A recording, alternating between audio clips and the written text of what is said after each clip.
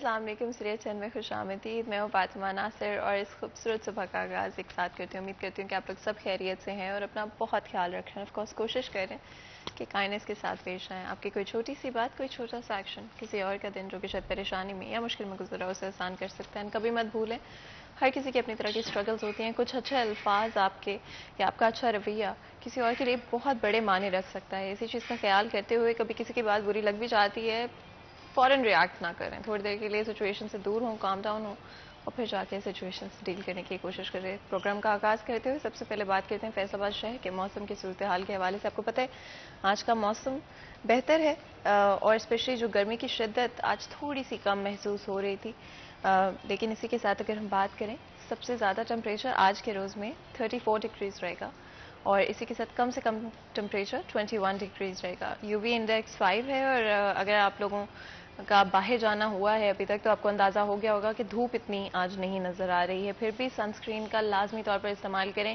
اور through out the day کوشش کریں ری اپلائی کرتے رہے سنسکرین کو. اور پانی کا بھی استعمال زیادہ سے زیادہ رکھیں, اپنے آپ کو ہائیڈریٹڈ رکھیں, ٹھنڈا پانی اپنے ساتھ کیری کریں اور جتنا زیادہ ہو سکے اس کا استعمال کرتے رہیں. ہوا بھی چل رہی ہے اس وقت اور کافی تیز ہوا چل رہی ہے, اسپیشلی اگر آپ باہر کنی ایریاز میں ہیں جو کھلے علاقے ہیں وہاں پہ آپ کو زیادہ ہوا محسوس ہو رہی ہوگی. اسی کے ساتھ اگر ہم بات کرتے ہیں بارش کے حوالے سے تو بارش کے امکانات بھی اس وقت نظر آ رہے ہیں, لیکن آپ کو پتہ ہے فیصل آباد شہر کا موسم بہت انپریڈکٹیبل ہوتا ہے, کبھی بھی چینج جاتا ہے, اسے کوئی بھی پریڈکشن ایز آف ناؤ نہیں کی جا سکتی. لیکن لگ ضرور ہے کہ آج کے روز میں بارش دیکھنے کو ملے گی. آگے بڑھتے ہوئے ایک دن ایک نیکی میں ہمارا سیگمنٹ جس میں آف کورس آپ کو پتہ ہے ہم بات کرتے ہیں کسی بھی پازیٹیو میسج کے حوالے سے, کسی پازیٹیو تھاٹ کے حوالے سے.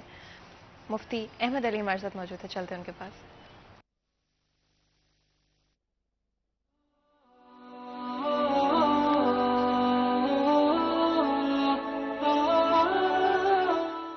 نحمده ونصلي على رسوله الكريم اما بعد.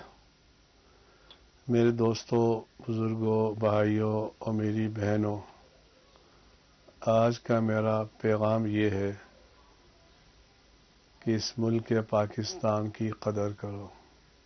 میں ہاتھ جوڑ کر حکومت والوں سے, اپوزیشن والوں سے درخواست کرتا ہوں نفرت کی سیاست چھوڑ دو. اس ملک کو لا الہ الا اللہ کے نام پہ لیا گیا. ہماری بیٹیوں نے اپنی عزت, ہمارے بزرگوں نے اپنی جانوں کا نذرانہ پیش کیا, اس کے بعد یہ عظیم ملک ہمیں ملا ہے. آج جیسے حالات چل رہے ہیں, خدا کی قسم ہم اللہ کے غضب کو خود دعوت دے رہے ہیں. اجتماعی توبہ کرو, نفرت کی سیاست ختم کر دو. اس ملک پاکستان میں ایسے رہو جیسے کہ ایک گھر میں سارے بھائی رہتے ہیں. اللہ رب العالمین ہمیں محبت کی عظیم نعمت عطا فرمائے اور نفرتوں کو ہمارے دلوں سے ختم فرما دے. وآخر دعوانا ان الحمد للہ رب العالمین. اسی میسج کے ساتھ آج کے دن کا آغاز کرتے ہیں. مفتی احمد علی کا میسج سنا ہم نے ایک دن ایک نیکی میں. اسی کے ساتھ آپ کو پتہ ہے آپ کو اپڈیٹڈ رکھنے کی ہماری ہمیشہ کوشش رہتی ہے. ہمارے ساتھ اویس موجود ہیں جو کہ ریلویز کے حوالے سے ہمیں آج آگاہ کریں گے. السلام علیکم اویس. السلام علیکم اویس, آواز سن پا رہے ہیں میری؟ ایک دفعہ پھر کوشش کر لیتے ہیں. اویس ہمارے ساتھ موجود ہیں جو کہ ریلویز کے حوالے سے ہمیں اپڈیٹ کرنے کے لیے ہمارے ساتھ کال پر موجود ہیں اور ان کی آواز سننے میں تھوڑا سا مسئلہ اور آپ کو پتہ ہے آج کے موسم کے صورتحال بھی تھوڑے سے ڈفرینٹ ہے جس کی وجہ سے سگنل کا ایشو آتا رہتا ہے. ایک دفعہ پھر کوشش کر لیتے ہیں. السلام علیکم اویس, آپ آواز سن پا رہے ہیں میری؟ تو جی جس طرح میں بتا رہی تھی آپ کو کہ ڈیفینیٹلی آج تھوڑے سے سگنل کے ایشو, صبح بھی جب میں راستے میں آ رہی تھی تو مجھے لگا کہ سگنلز کئی دفعہ بیچ میں ڈراپ ہو رہے تھے اور ساتھ ہی ساتھ انٹرنیٹ 4G یعنی کہ وہ بھی ڈراپ ہوتا ہوا نظر آ رہا تھا. تو اویس کی کال ڈراپ ہو گئی ہے. ایک دفعہ پھر ہم لائن پر ان کو لینے کی کوشش کریں گے, لیکن آف کورس کیونکہ آج سگنل کے کچھ اس طرح کی صورتحال ہے, دیکھتے ہیں کہ ہم ان کو لائن پر لے پاتے ہیں یا نہیں لے پاتے ہیں. اسی طرح آپ کو پتہ ہے ہماری ہمیشہ کوشش رہی ہے کہ آپ لوگوں کو ہمارے پروگرام کے ذریعے جتنے بھی فیصل آباد شہر کے حوالے سے امپورٹنٹ چیزیں ہیں ان سے آگاہ کر کے رکھیں. آج بھی کچھ اس طرح سے ہوگا. اگر ہم ویٹ کراپ کے حوالے سے جب بات کرتے ہیں, آپ کو پتہ ہے کہ ہمارا اسٹیپل فوڈ ہے, لیکن اس سال ہم نے ایک سویئر شارٹیج کی پریڈکشن کی جا رہی ہے سائنسدانوں کے حوالے سے, زرعی ایکسپرٹس کے حوالے سے. ہمارے ساتھ جس طرح میں نے بتایا تھا اویس کو ہم نے ایک دفعہ پھر کوشش کی اور اب ہمارے ساتھ لائن پر موجود ہیں. ریلویز کے بارے میں بات کر لیتے ہیں اور اس کے بعد ہم اپنے آج کے ٹاپک کی طرف آئیں گے. السلام علیکم اویس. وعلیکم السلام. کیسے ہیں آپ؟ شکر ہے. اویس بتائیے کہ ریلویز کی آج کیا صورتحال ہے؟ آج بالکل آپ جو ہے وہ ٹرینیں تاخیر سے اسٹیشن پر پہنچی ہیں. شالیمار ایکسپریس 1 گھنٹہ 15 منٹ لیٹ رہی ہے. لاہور سے براڑا فیصل آباد کراچی جانے والی ایکسپریس جو ہے وہ 1 گھنٹہ 20 منٹ لیٹ رہی ہے. کراچی سے براڑا لاہور جانے والی شاہ حسین 1 گھنٹہ لیٹ رہی ہے. راول پنڈی سے براڑا کراچی جانے والی پاکستان ایکسپریس جو ہے وہ 1 گھنٹہ 30 منٹ تاخیر سے اسٹیشن پر پہنچی ہے. اور راول پنڈی سے براڑا کراچی جانے والی سر سید ایکسپریس بھی 1 گھنٹہ 25 منٹ لیٹ رہی ہے. مڈنائٹ ایکسپریس 1 گھنٹہ 15 منٹ. لاہور جانے والی گوری ایکسپریس بھی 1 گھنٹہ 45 منٹ تاخیر سے فیصل آباد ریلوے اسٹیشن پر پہنچی ہے. پشاور سے دراصل کراچی جانے والی امان بابا ایکسپریس 1.5 گھنٹہ تاخیر کا شکار رہی ہے. تو کوسٹل ٹرینیں جو ہے وہ 1 گھنٹہ 20 منٹ تاخیر کا شکار رہی ہیں، جس کی وجہ سے مسافروں کو جو ہے وہ انتظار کی عزیز کا سامنا کرنا پڑا ہے. بالکل اویس، اسی کے ساتھ یہ بھی ضرور بتائے گا کہ کچھ وقت پہلے تک ہم پرائیویٹائزیشن کے پروسیس کے حوالے سے بات کر رہے تھے. اس وقت ہم کہاں پہ اسٹینڈ کرتے ہیں؟ کوئی بھی میجر چینجز ایکچولی میں سروسز یا فیسلٹیز کے حوالے سے ابھی تک مسافروں کے لیے تو نظر نہیں آ پائے. آپ اس پہ ضرور ہمیں اپڈیٹ کیجیے گا. جی بالکل، سابق حکومت کی جانب سے محکمہ ریلوے کو جو ہے وہ پرائیویٹ کرنے کا فیصلہ بھی کیا گیا تھا، اور فیصل آباد ریلوے اسٹیشن پر آنے والی 2 ٹرینوں کو نجی کمپنی کے حوالے بھی کیا گیا، مگر اس کی بھی خاطر خواہ جو تبدیلی ہے وہ دکھائی نہیں دے رہی. موجودہ حکومت کی جانب سے ٹرینوں کو نجی کمپنی کے حوالے کرنے کا جو پروسیجر ہے اس کو آگے بحال نہیں جو ہے وہ بڑھایا جا سکا. جو ٹرینیں نجی کمپنی کے حوالے ہیں، جن میں سر سید ایکسپریس ہے اور ایک شالیمار ایکسپریس ہے، یہ دونوں ٹرینیں جو ہیں وہ ان کی اوقات کار اور محکمہ ریل کے جو پاس ٹرینیں ہیں ان کے اوقات کار میں کوئی خاص تبدیلی دکھائی نہیں دیتی، اور بلکہ سر سید ایکسپریس کی جانب سے ٹکٹوں میں بھی ٹکٹوں کی قیمتوں میں 10% اضافہ کر دیا گیا. مسافر جو ہے وہ شکوہ کرتے ہوئے دکھائی دیے کہ ٹکٹوں کی قیمتوں میں جو اضافہ ہے اس کو واپس لیا جائے. ریلوے سفر کا ایک سستا ذریعہ ہے تو اس کو جو ہے وہ مہنگا کیا جائے. بالکل اویس، بہت بہت شکریہ، آپ نے ہمیں یہ اپڈیٹ دی. آج ابھی بھی تھوڑا سا سگنل کے اندر کنٹینیوسلی آپ نے سنا ہوگا کہ ڈسٹورشن تھا، اور جب بھی موسم تھوڑا سا تبدیل ہوتا ہے یہ بڑی افسوس کی بات ہے، اسپیشلی ہوا کیونکہ آج تھوڑی زیادہ ہے کہ ہمیں ہمیشہ سگنل میں ایشو نظر آتا ہے. اگر ہم بات کریں ہمارے ریلویز کے حوالے سے، اویس نے بتایا کہ کوئی میجر چینجز جو کہ ایکچولی میں آپ دیکھ سکتے ہوں یا عوام دیکھ سکتی ہو، مسافر دیکھ سکتے ہیں، وہ ہمیں انڈر وے نہیں نظر آئے ہیں. پرائیویٹائزیشن کے پروسیس کے ساتھ بہت ساری امیدیں اسپیشلی مسافروں کی طرف سے لگائی گئی تھی، اور جو لوگ زیادہ ٹریول کرتے ہیں ریلویز میں یا دور کا ٹریول کرتے ہیں ان کے لیے بڑا ضروری تھا کہ بہت ساری چیزوں کو امپروو کیا جائے. لیکن ایٹ دی اینڈ ایک ہی چیز جو کہ مہنگائی پورے ملک میں نظر آتی ہے وہی چیز ہمیں ریلویز میں بھی ہوتی ہوئی نظر آ رہی ہے، نہ کہ کوئی اچھی امپروومنٹس یا ٹائمنگ کے حوالے سے کوئی پنکچوالٹی ہمیں ابھی تک نظر نہیں ہے. بڑی افسوس کی بات ہے کہ جہاں پر بہت سارے دعوے کیے جاتے ہیں چیزیں امپروو نہیں کی جاتی ہیں اور کنٹینیوسلی عوام کے مسائل کو اگنور کر دیا جاتا ہے. پبلک ٹرانسپورٹ کی بات کریں تو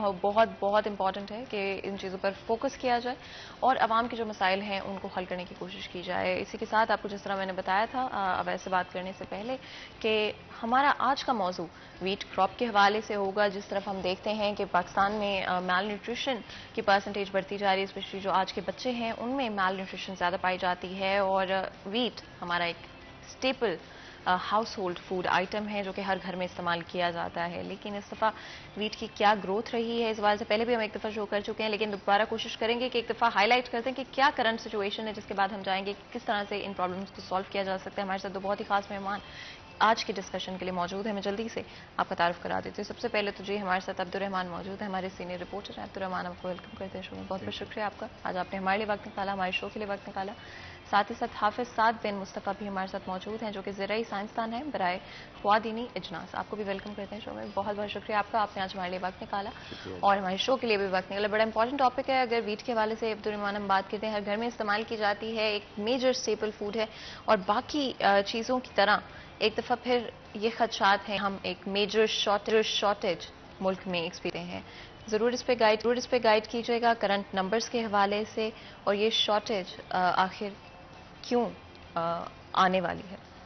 تھینک یو فاطمہ. یہ بھی ایک بڑا مسئلہ بن کے سامنے آ رہا ہے، کیونکہ ابھی جو ہمارے ہاں مسئلہ یہ بنا ہے کہ بیٹ کا اور جو کینولا کا ٹائم کیونکہ ایک ہوتا ہے تو اس میں دونوں میں شارٹیج ہوتی ہے. پچھلے برس بھی کینولا بھی کم لگی، بیٹ بھی کم لگی، اور دونوں کا جو کمپٹیشن ہے وہ پیدا ہو جاتا ہے، اور اس کے نتیجے میں اس کا جو ریٹ ہے وہ خاصا بڑھ جاتا ہے. تو اس بار بھی یہ ہوا، کچھ موسمی حالات ایسے بنے کہ اچانک جو ہے وہ سردیوں کے بعد گرمیاں آ گئیں، تو اس کے درمیان میں جو بہار کا موسم ہے یا خزاں کا موسم ہے وہ اس طرح سے نہیں آ سکا، تو اس کا نتیجہ یہ نکلا کہ جو گندم کا دانہ سکڑ گیا اور جو گندم ہے وہ کافی کم پیدا ہوئی ہے، 20 سے 30% تک جو فرق پڑا ہے زرعی ماہرین کے مطابق۔ تو یہ تمام جو ہے گندم ہمیں باہر سے پرچیز کرنی پڑے گی، اور باہر میں جو یوکرین اور روس کی جنگ کی وجہ سے جو ہے وہ اس بار پیداوار خاصی کم ہوئی ہے۔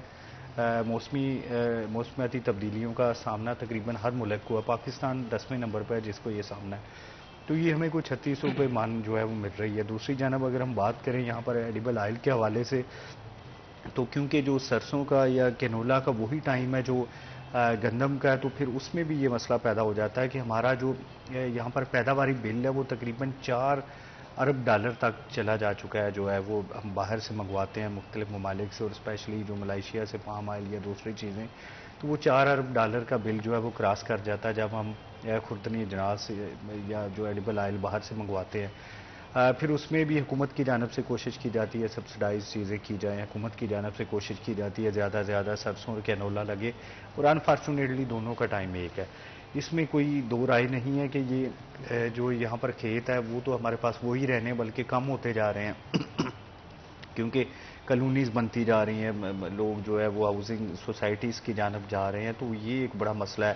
پھر اس بار جو نہری پانی کی شارٹیج ہے وہ ایک بڑا مسئلہ بنی رہی ہے، کیونکہ دیکھیں آپ رات بالکل ہلکی سی بارش ہوئی ہے اور پھر جو آج بارش کا امکان ہے، تو اگر یہ تیز بارش نہیں ہوتی تو یہ سال کا جو 5واں مہینہ جس کا اینڈ جا رہا ہے کہ کوئی تیز بارش یا لمبی بارش نہیں ہوئی جس کی وجہ سے نہری پانی کی بھی کمی کا سامنا رہا ہے۔ تو یہ 2-3 بڑی اہم چیزیں ہیں جن کی وجہ سے جو ہماری ایگریکلچر ہے وہ خاصا سفر کر رہی ہے۔ تو یہ جو ہم پاکستانی روپوں کی بات کریں تو 800 ارب روپے کا جو گھی ہے یہ لوگ کھا جاتے ہیں نا، یہ تیسرا بڑا بل بن چکا ہے کہ پہلے نمبر پر پیٹرولیم پروڈکٹس، پھر مشینری، پھر جو ہے وہ گھی لوگ 800 ارب روپے کا کھا جاتے ہیں۔ تو اب یہاں پر سوچنے کی بات ہے کہ ایک زرعی ملک ہے، زرعی ماہرین ہے، یہ زرعی سائنٹسٹ ہم نے اسی لیے بلائے ہیں کہ ہمیں بتائیں کہ وہ سرسوں کے حوالے سے، کینولا کے حوالے سے، تل کے حوالے سے، مختلف جو فصلیں ہیں ان کے حوالے سے کیا کر رہے ہیں، اور اسپیشلی جو اگر یہ گندم کیونکہ یہ سب سے اہم فصل ہے اس کا ہم سیکریفائس نہیں کر سکتے، تو اب اس کے درمیان اب جو گندم بھی اٹھا لی گئی ہے فصل آلموسٹ، کینولا، سرسوں بھی، تو اب جو یہ درمیانی موسم ہے اس میں کیوں نہیں کوئی نئی ورائٹیز جو ہے وہ تیار کر لی جاتی، نئی ورائٹیز پیدا کر لی جاتی تاکہ جو ہماری کمی ہے ایڈیبل آئل کی وہ پوری کی جا سکے۔ بالکل، اسی کے ساتھ چلتے ہیں ہمارے دوسرے مہمان کی طرف اور ان سے بھی پوچھتے ہیں آپ کا کیا انپٹ ہوگا اس حوالے سے، اور کیا اس دفعہ جو شارٹیج ہم ایکسپیرینس کریں گے اس کا کیا حل ہے، اگر ہم اسپیشلی ایگریکلچر کے حوالے سے بات کرتے ہیں، ڈفرینٹ طرح کی سیڈز بنائی جاتی ہیں جو کہ زیادہ ریزیلینٹ ہوں ویدر کے حوالے سے، کلائمیٹ کے حوالے سے، کیا کوئی سولوشن ہے جو کہ انڈر وے ہے ایٹ لیسٹ کہ اگلے کچھ سالوں میں ہمیں یہی مسائل دوبارہ سامنا نہ کرنا پڑے؟ جی بہت شکریہ۔ اس میں اگر ہم دیکھیں، میں اپنے اگر تجربے کی بنیاد پہ بات کروں تو بہت سارے فیکٹر ہیں، اور ان کو میں اگر سمرائز کروں تو سب سے پہلے جو ہماری زرعی اجناس جتنی بھی ہیں، چاہے ویٹ ہے، کینولا ہے، دوسری اجناس ہیں، کپاس ہے، اس میں سب سے بڑا فیکٹر پہلا کلائمیٹ چینج ہے کہ کلائمیٹ چینج آپ دیکھیں کس تیزی سے جو ہے، جس طرح عبد الرحمان صاحب نے بات کی کہ اس دفعہ بہار کا موسم آیا ہی نہیں اور گرمیاں شروع ہو گئی۔ مارچ کے اندر ایسا لگتا تھا کہ جیسے مئی کا مہینہ ہے، اور فورس میچورٹی کراپس کی ہوئی، سٹریس آیا، اس ٹائم گرین فلنگ ہو رہی تھی، چاہے اگر ہم کینولا کی بات کریں یا گندم کی بات کریں تو وہ سٹریس کی وجہ سے وزن کم ہو گیا اور 30% تک جو ہے پیداوار کم ہوئی۔ دوسرے نمبر پہ اگر ہم بات کریں تو ہماری جو ایگریکلچر، جس طرح دوسری بہت ساری چیزیں ہمارے ملک کے اندر سسٹمائز نہیں ہے، اسی طرح ایگریکلچر بھی سسٹمائز یا ویل مینیج نہیں ہے۔ تیسرے نمبر کی اگر بات کریں تو ہم اپنی زمینوں کے ساتھ جو ہے ظلم کر رہے ہیں، ناانصافی کر رہے ہیں، فصل کے اوپر فصل جو ہے لگاتے ہیں، اس کے اندر جو آرگینک میٹر ہے، اس کے اندر جو باقی جو چیزیں ہیں وہ اس کے اندر ختم ہوتی جا رہی ہیں، اس میں پھر ہم سنتھیٹک فرٹیلائزر ڈالتے ہیں اور پھر کہتا ہے ہمارا ذمہ دار کہ جو ہے میری فصل کی پیداوار نہیں آ رہی، جس کی وجہ سے سوائل کی پی ایچ زیادہ ہو گئی ہے اور پیداواروں میں کمی آ گئی ہے۔ چوتھی چیز کہ ہمارا کسان اور ہم سب لوگ ناشکرے ہو گئے، ناشکری کا عنصر ہمارے اندر آ گیا اور اشر نہیں دیتے۔ ان چیزوں کا اگر ہم فوکس کریں، یہ کہنے میں باتیں لگتی ہیں لیکن اگر ان کا بہت زیادہ اثر ہوگا ہماری ایگریکلچر کے اوپر، دیکھیں مختلف ایریاز ہیں، ادھر زونز وہ کینولا کے لیے بہتر ہے تو ہم وہاں ویٹ لگا رہے ہیں، جو ویٹ کا ایریا ہے وہاں پہ ہم کینولا لگا رہے ہیں، تو جس کی وجہ سے پیداوار کم ہو رہی ہے۔ تو اس لیے ہمیں نا اپنے زون اسپیسیفک کراپ بنانی چاہیے کہ کراپ کے لحاظ سے زون ہو ہمارے ملک کے اندر۔ تو ادھر اس کے لحاظ سے ہمیں ان پٹس بھی دینی پڑیں گی, اس کو فارمر کو اویئرنیس دینی پڑے گی, جس کی وجہ سے ہماری پر ایکڑ پروڈکشن انکریز ہو جائے گی. اور اسی طرح ہم زمین کو پراپر کراپ روٹیشن کریں, اس کے اندر آرگینک میٹر ایڈ کریں, اس کے اندر گرین مینورنگ کریں, جس کی اس کی پروڈکٹیوٹی انہانس ہو. بالکل. اس دفعہ امپورٹ کے حوالے سے آپ کو پتہ ہے عبد الرحمان نئی پالیسیز بنائی جا رہی ہیں جہاں پر کوئی بھی غیر ضروری امپورٹس کو بین کر دیا گیا ہے, بند کر دیا گیا ہے. اس حوالے سے ضرور آگاہ کیجیے گا, اس کا کیا اثر ہوگا ہماری جو نیسیسری فوڈ آئٹمس ہیں ان کے حوالے سے.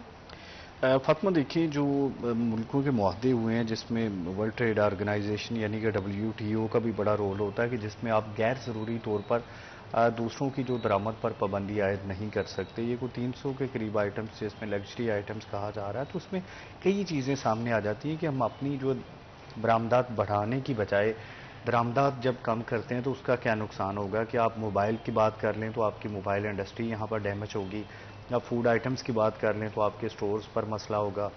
تو یہ جو گروتھ ریٹ ہے وہ رک جاتا ہے ایکچولی. یہ 2020 میں 2021 میں بھی یہ تجربہ کیا گیا عمران خان کی حکومت میں, یہ اسپیشلی 2021 کے پہلے 6 ماہ میں تو وہ گروتھ ریٹ رک گیا تھا اس کا نا, مطلب وہ مائنس پہ چلا گیا. ہماری جو انڈسٹری ہے وہ اس قابل نہیں ہے کہ وہ اپنے طور پر ہر چیز تیار کر لے. دیکھیں ہم نے باہر سے چیزیں منگوانی ہیں, کئی دفعہ یہاں پر ویلیو ایڈڈ کر کے پھر وہ ان کو ایکسپورٹ کر دیتے ہیں. تو یہ پالیسیز اس سے یقیناً کوئی $2 ارب کی بچت ہوگی, لیکن ہماری جو درآمدات ہے وہ اس برس جو ہے وہ کوئی $80 ارب کے قریب چلی جائیں گی. تو یہ $2 ارب کی بچت سمجھ لیں کہ بہت تھوڑی ہے. اس میں اگر ہم یہ بات کریں یہاں پر ایڈیبل آئل کے حوالے سے تو یہ ہم $4 ارب جو ہے وہ ناجائز دے رہے ہیں. پھر ہم جو ویٹ کے حوالے سے دیں گے کئی $1 ارب, فوڈ آئٹمس پر ہم $10 ارب پر بات کر رہے ہیں. تو یہ ایک بڑا مسئلہ ہے کہ ہمیں جو مینجمنٹ نہیں کر پا رہے, پالیسیز نہیں بنا رہے, یہ پاپولر ڈیسیجن لے رہے ہیں نا. یہ ماضی میں بھی لیے جا چکے ہیں. دیکھیں گاڑیوں پر پابندی آپ لگا دیں گے یا ٹیکس بڑھا دیں گے, وہ تو پھر بھی آنی ہے نا, وہ تو نہیں روک سکتے. یا اس کا یہ نتیجہ ہوگا کہ یہ وایا اسمگلنگ آ جائیں گی, وایا افغانستان آ جائیں گی, پھر اس کو جو گورنمنٹ کو ٹیکس ملتا ہے وہ بھی نہیں ملے گا. تو یہ ایک, یا پھر ابھی IMF کی جانب سے بھی اس پر جو ہے وہ کہا گیا ہے کہ اس پر دوبارہ سے جو ہے دیکھیں, اس کو پابندی ہٹائیں, کیونکہ یہ اگر ہم غیر ممالک کی چیزوں پر پابندی لگاتے ہیں تو ہماری چیزوں پر بھی لگ جائے گی پابندی, وہ پھر امپورٹ نہیں کرنے دیں گے. یہ یورپ کو ہمیں جو GSP+ کا اسٹیٹس ملا ہوتا ہے جس میں بہت ساری چیزیں ہم بغیر ٹیکس کے دیتے ہیں یا بہت کم ٹیکس ہوتا ہے, پھر ان ممالک کی جانب سے بھی اعتراضات سامنے آ جاتے ہیں. ابھی FATF کا بھی اجلاس ہوگا. تو یہ ایک پاپولر ڈیسیجن کے طور پر تو ٹھیک ہے, لیکن اس کو لانگ ٹرم میں جو امپلیمنٹ کرنا وہ بڑا مشکل ہو جائے گا. پھر یہ اگر 1 سال امپلیمنٹ ہوتا ہے تو $2 ارب کی بچت ہوگی. تو پھر اس میں یہ دیکھنا ہوگا کہ $2 ارب کے جو اگینسٹ ہم وہ کتنا گروتھ ریٹ کتنا کم کر رہے ہیں. تو یہ کچھ پالیسیز میں جو جس کو ہم کہتے ہیں کہ مستقل مزاجی ہونی چاہیے وہ نہیں ہے. مساق جمہوریت تو کر لیا گیا, مساق معیشت نہیں کیا گیا. یہ بڑا مسئلہ ہے کہ ہم معیشت کے حوالے سے اتنے غیر سنجیدہ ہوتے ہیں. دیکھیں عمران خان کی گورنمنٹ نے جب دھرنا آ رہا تھا پیپلز پارٹی کا, یا جب عدم اعتماد آ رہی تھی, تو پیٹرولیم پروڈکٹس کی قیمتیں کم کر دیں. اس کے بعد کسی حکومت میں یہ حوصلہ نہیں ہو رہا کہ یہ قیمتیں بڑھا دے. 230 روپے لے کر یہ 150 روپے بیچ رہے ہیں. اتنا زیادہ جو ہے وہ گھاٹا کھایا جا رہا ہے. پیٹرول شارٹ ہونے کے قریب ہے, ڈیزل شارٹ ہونے کے قریب ہے, لیکن صرف عوامی احتجاج سے خوف زدہ ہو کر حکومت جو ہے وہ یہ چیز. عبد الرحمان, اس پہ میں آپ سے ایک بہت ہی انٹرسٹنگ چیز ضرور پوچھنا چاہتی ہوں, لیکن آئی تھنک جب ہم بریک سے واپس آئیں گے تب اس کی طرف جائیں گے. اس سے پہلے میں چاہتی ہوں کہ ہمارے مہمان کی طرف چلتے ہیں, اور آف کورس جہاں پر ایڈیبل آئلس کی بات کرتے ہیں, پاکستان میں اس وقت کتنی کمی کا خدشہ ہو سکتا ہے؟ جس طرح عبد الرحمان نے مینشن کیا ہے کہ کافی زیادہ مقدار میں استعمال کیا جاتا ہے. کیا کوئی خدشات ہیں کہ کس طرح کی کمی ہم فیس کر سکتے ہیں؟ دیکھیں جی, اس میں ہم اس سال تو ہمارا ریکارڈ ایریا پہ کنولا اور مسٹرڈ کی کاشت ہوئی ہے, اور جو اس میں ہم جو ہمارا جو کنولا یہاں پہ کاشت ہوتا ہے وہ نان GMO ہے, اور انڈسٹری اسے موسٹلی جو ہے ایکسپورٹ کرے گی کیونکہ اس کا ریٹ بہت اچھا ہے. اچھا. دوسری طرف تقریباً ہمیں 80% آلریڈی شارٹیج ہے, جو ہم پام آئل سے اور سویابین آئل اور سویابین سے جو ہم امپورٹڈ سویابین ہوتی ہے اس سے جو اپنا کنزمپشن کو پورا کرتے ہیں. لیکن اس میں یہ ایک بات یہاں پہ بڑی امپورٹنٹ ہے کہ ہم یہ صرف جتنا بھی بل ہے $4.4 ارب کا, تو یہ نہ صرف ایڈیبل آئل پہ نہیں ہے, اس پہ ہماری جتنی بھی پولٹری انڈسٹری فیڈ ہے, لائف سٹاک انڈسٹری کی فیڈ ہے, اس کے ساتھ ساتھ فش آپ کو بڑی سستی 300-350 روپے کلو جو مل رہی ہے. یہ فیڈ جو ہے یہ ہم سویابین جو امپورٹ کر رہے ہیں اس سے آج سے 2013-14 تک ہم صرف میل امپورٹ کرتے تھے. اب ہم گرین کی فارم میں سویابین امپورٹ کرتے ہیں اور اس سے نہ صرف ہم ایڈیبل آئل ایکسٹریکٹ کرتے ہیں بلکہ جو اس کی میل ملتی ہے اسے ہم اپنی پولٹری، لائف سٹاک اور فش انڈسٹریز کے اندر لے کے جاتے ہیں. بالکل. اس سے پہلے کہ ہم مزید گفتگو کریں بریک کا وقت ہو رہا ہے. بریک لیتے ہیں, کہیں مت جائے گا, ہمارے ساتھ رہیے.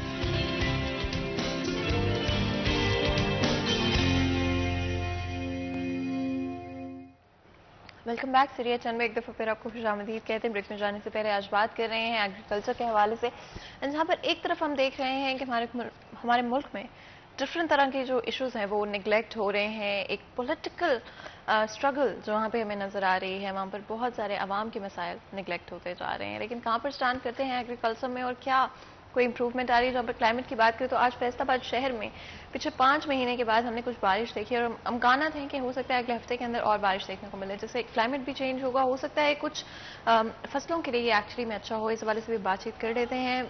اگر میں بات کروں عبدالرحمان موسم کی, اور جس طرح سے ہم بات کر رہے تھے بریک میں کہ تیل والے سے اور کیا پوٹینشیل ہو سکتا ہے, ڈفرینٹ ہم لوگوں نے ایڈیبل آئلس کی بھی ہم لوگ بات کر رہے تھے. ہم لوگوں نے یہ بھی ڈسکس کیا کہ کس طرح سے امپورٹس کے حوالے سے یا ایکسپورٹس کے حوالے سے ہم بہتر کر رہے ہیں, اور آگے چلتے ہوئے کس طرح سے چیزیں بدلتی ہوئی نظر آئے گی. ایکسپیکٹیشنز کیا ہونی چاہیے اس وقت ہماری ان کراپس کے ساتھ اور ایڈیبل آئلس کے ساتھ, اور کیا اس وقت جہاں پہ ہم اسٹینڈ کرتے ہیں کیا وہ ایک اچھی پوزیشن ہے یا اس میں امپروومنٹ کی ضرورت ہے؟ فاطمہ دیکھیں, یہ ایڈیبل آئل کے حوالے سے یا ایڈیبل جو کراپس کے حوالے سے اچھی خبر تو یہ ہے کہ یہاں پر انہیں پانی کی کم ضرورت ہوتی ہے. یہ خشک سالی بھی ہو اگر تو یہ زیادہ اچھا رزلٹ دے سکتی ہیں. اسی وجہ سے اگر زوننگ ہو جائے جہاں پر پانی کی کمی ہے تو وہاں پر یہ بہتر پیداوار ہو سکتی ہے. لیکن یہاں پر ہمارے یہ زوننگ نہ ہونے کا سب سے بڑا مسئلہ ہے کہ اس میں ہماری جو مختلف فصلیں ہیں ان کا جو سٹرکچر ہے وہ بڑا متاثر ہو جاتا ہے. تو یہ حافظ صاحب بھی بہتر بتا سکتے ہیں. میں یہی حافظ صاحب آپ سے بھی پوچھنا چاہوں گی, تیل کے حوالے سے ضرور بتائیے گا, اور کیا پوٹینشیل ہے اس کا آگے چلتے ہوئے, کیا ہم اس کا فل پوٹینشیل اس وقت اپنی معیشت کے لیے یوز کر رہے ہیں یا اور بھی چیزوں کو بہتر کیا جا سکتا ہے؟ دیکھیں جی, تل بڑی ایک امپورٹنٹ جو ایکسپورٹیبل ہماری کراپ ہے. اس میں جو بیکری پروڈکٹس ہیں ہماری جو اس میں تل استعمال ہوتے ہیں, ہم وہی تل یہاں پہ پاکستان میں استعمال کرتے ہیں اور باقی سرپلس سارا ایکسپورٹ کرتے ہیں. اگر آپ 2019 تک دیکھیں تو جو یہ تل جو ہمارے 6-7 ارب سے کبھی زیادہ, جس سال انڈیا میجر اس کے اندر امپورٹر تھا وہ خرید لیتا تھا, اس سال زیادہ ہو جاتے تھے اور ریٹ اچھا ہو جاتا تھا. اگلے سال پھر انڈیا منوپلی کرتا تھا, وہ ریٹ ڈاؤن آ جاتا تھا, فارمر ڈسہارٹ ہوتا تھا. 2019 میں ریکارڈ ایکسپورٹ ہوئے تھے 9 ارب روپے کے, اور اس میں بھی 80% جو شیئر تھا انڈیا کا تھا. اس کے بعد انڈیا کے ساتھ ٹریڈ بین ہو گیا اور کووڈ آ گیا تو بڑے مسائل ہوئے اور 4 ارب تک جو ہے نا اس کی امپورٹ نیچے گر گئی. تو پھر فارمر وہ 12,000 روپے پر منتھ سے ریٹ 5,500 آیا تو ہمارے پاس فارمر کے فون آنے لگ گئے. تو پھر ہم نے منسٹری آف ٹریڈ کو اور فوڈ سیکورٹی ان کو لیٹر لکھے کہ چائنا ہمارے پاس جو ایک بڑا پوٹینشیل بائر ہے, اس کے ساتھ ہمارا لائزان ڈیولپ ہوا, ہمارا فرینڈ کنٹری ہے. تو اس کا نتیجہ یہ نکلا کہ 2020 میں یہ جو ایکسپورٹ ہے ہماری 14 ارب کی ہوئی, اور اس سال ماشاءاللہ یہ جو تل ہے ہمارے 30 ارب تک اب تک جو 7-8 مہینے ہیں اس کے اندر ایکسپورٹ کر چکے ہیں, اور ریٹ بڑا مارکیٹ کا بڑا اچھا سٹیبل ہے. اور اب بلکہ چائنیز ہمارے پاس آ رہے ہیں, ہمارے ساتھ جو ان کی ڈسکشن چل رہی ہیں کہ وہ پاکستان کے اندر کانٹریکٹ فارمنگ تلوں کی کریں گے, کیونکہ پاکستان میں جو تلوں کی پروڈکشن ہے وہ کم ہے, ان کی کنزمپشن زیادہ ہے. وہ جب باہر سے افریقہ سے اور ادھر ادھر سے منگواتے ہیں تو ان پہ فریٹ چارجز زیادہ پڑتے ہیں. تو وہ کیا چاہتے ہیں کہ ہم لوکل یہاں پاکستان کی پروڈکشن بڑھائیں اور یہاں پہ جو ہے نا ہم یہاں سے بائی بیک کریں. تو یہ ایک بڑا اچھا سینیریو ہے پاکستان کے لیے بھی, فارمر کمیونٹی کے لیے بھی, کہ وہ تلوں کی, لیکن یہ ایک تھوڑی سینسٹیو کراپ ہے, اس کی پروڈکشن ٹیکنالوجی, اس کی مینجمنٹ, کیونکہ جو ہمارے پاس ورائٹیز ہیں ان کے اندر پوٹینشیل 20 من تک ہے. ایسے ذمہ دار بھی ہیں جو 18-20 من پیداوار لے رہے ہیں, 15 من والے بھی ہیں, جبکہ اگر ایوریج کی بات کی جائے تو یہ آج کل 6.5 من فی ایکڑ ہے. تو اس پوٹینشیل پر ایکڑ جو پروڈکشن ہے اس کو بڑھانے کی بہت ضرورت ہے, کہ اس کے لیے جو ہے اب گورنمنٹ بھی اس پہ سبسڈی بھی دے رہی ہے, اس کے اندر ییلڈ کمپٹیشن بھی آ رہی ہے جس کی وجہ سے فارمر کے اندر اویئرنیس آ رہی ہے. لیکن بات پھر اسی کی آتی ہے کہ کلائمیٹ چینج, ہم جو پروڈکشن ٹیکنالوجی اور اپنے جو ایریاز ہیں اگر ہم اس کی طرف چلے جائیں گے تو دوسری کراپس کی ہماری جو ہے پروڈکشن کم ہوگی. تو اس کے لیے جو سوٹیبل ایریاز ہیں ادھر اس کی کاشت کی جائے تاکہ کم سے کم بیماریاں, کم سے کم انسیکٹ وہ آئیں. اور جو آج کل موسم جس طرح آپ نے بات کی تو بارش بڑی ضروری تھی اور ابھی بھی ضروری ہے, کیونکہ موسم بالکل ڈرائی ہوا ہے اور جو تلوں کی جرمینیشن کاشت ہو رہی ہے وہ بڑی افیکٹ ہوتی ہے, کیونکہ بدتر جو ہے زمین کا ڈرائی, بہت زیادہ سن شائن ٹمپریچر اور ڈرائی ویدر. اچھا, اس کے لیے آئیڈیل موسم تلوں کے لیے اور بارش کے حوالے سے کیا آپ کہیں گے ہونی چاہیے؟ دیکھیں جی، جس طرح کلائمیٹ چینج آیا ہے، پہلے تو ہم یہ کہتے تھے کہ جون کے بعد کاشت کریں، لیکن اس دفعہ ارلی جو ہے گرمی آ گئی ہے. یہ ڈرائی ویدر کو پسند کرتا ہے. گرم مرطوب جو گرم اور ڈرائی جو ویدر ہے نا، ان علاقوں میں جس طرح ہمارا جنوبی پنجاب میں راجن پور، لیا، کوٹ ادو یہ سائڈ ہے، یہ ساری جو ہے نا کاٹن کے اس کے لیے، تلوں کے لیے بڑی سوٹیبل ہے.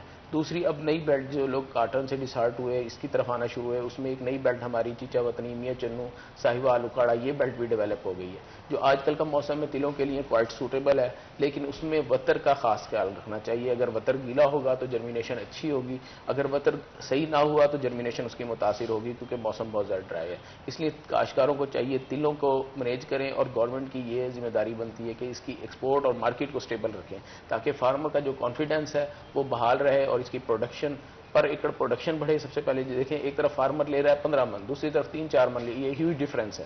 اس ڈفرینس کو جب تک ہم کم نہیں کریں گے، اور یہ ہر کراپ کے اندر ہے، چاہے آپ ویٹ کی بات کریں، ویٹ میں یہ نہیں کہ ہمارے پاس اچھی ورائٹی، ہم کہتے ہیں کہ امریکہ میں بہت زیادہ ٹیکنالوجی ہے یا ادھر، ہماری وہ ٹیکنالوجی ہمارے موسم میں نہیں ہوتی، کیونکہ ادھر موسم مائلڈ ہے، ہمارا موسم گرم ہے. ہمارے یہاں ہماری ورائٹی پرفارم کرتی ہیں. ہمارے پاس ایسی ورائٹیز ہیں جس کا جو پچھلے سال ییلڈ کمپٹیشن کے اندر ویٹ کے اندر 95 من فارمر نے پیداوار لی.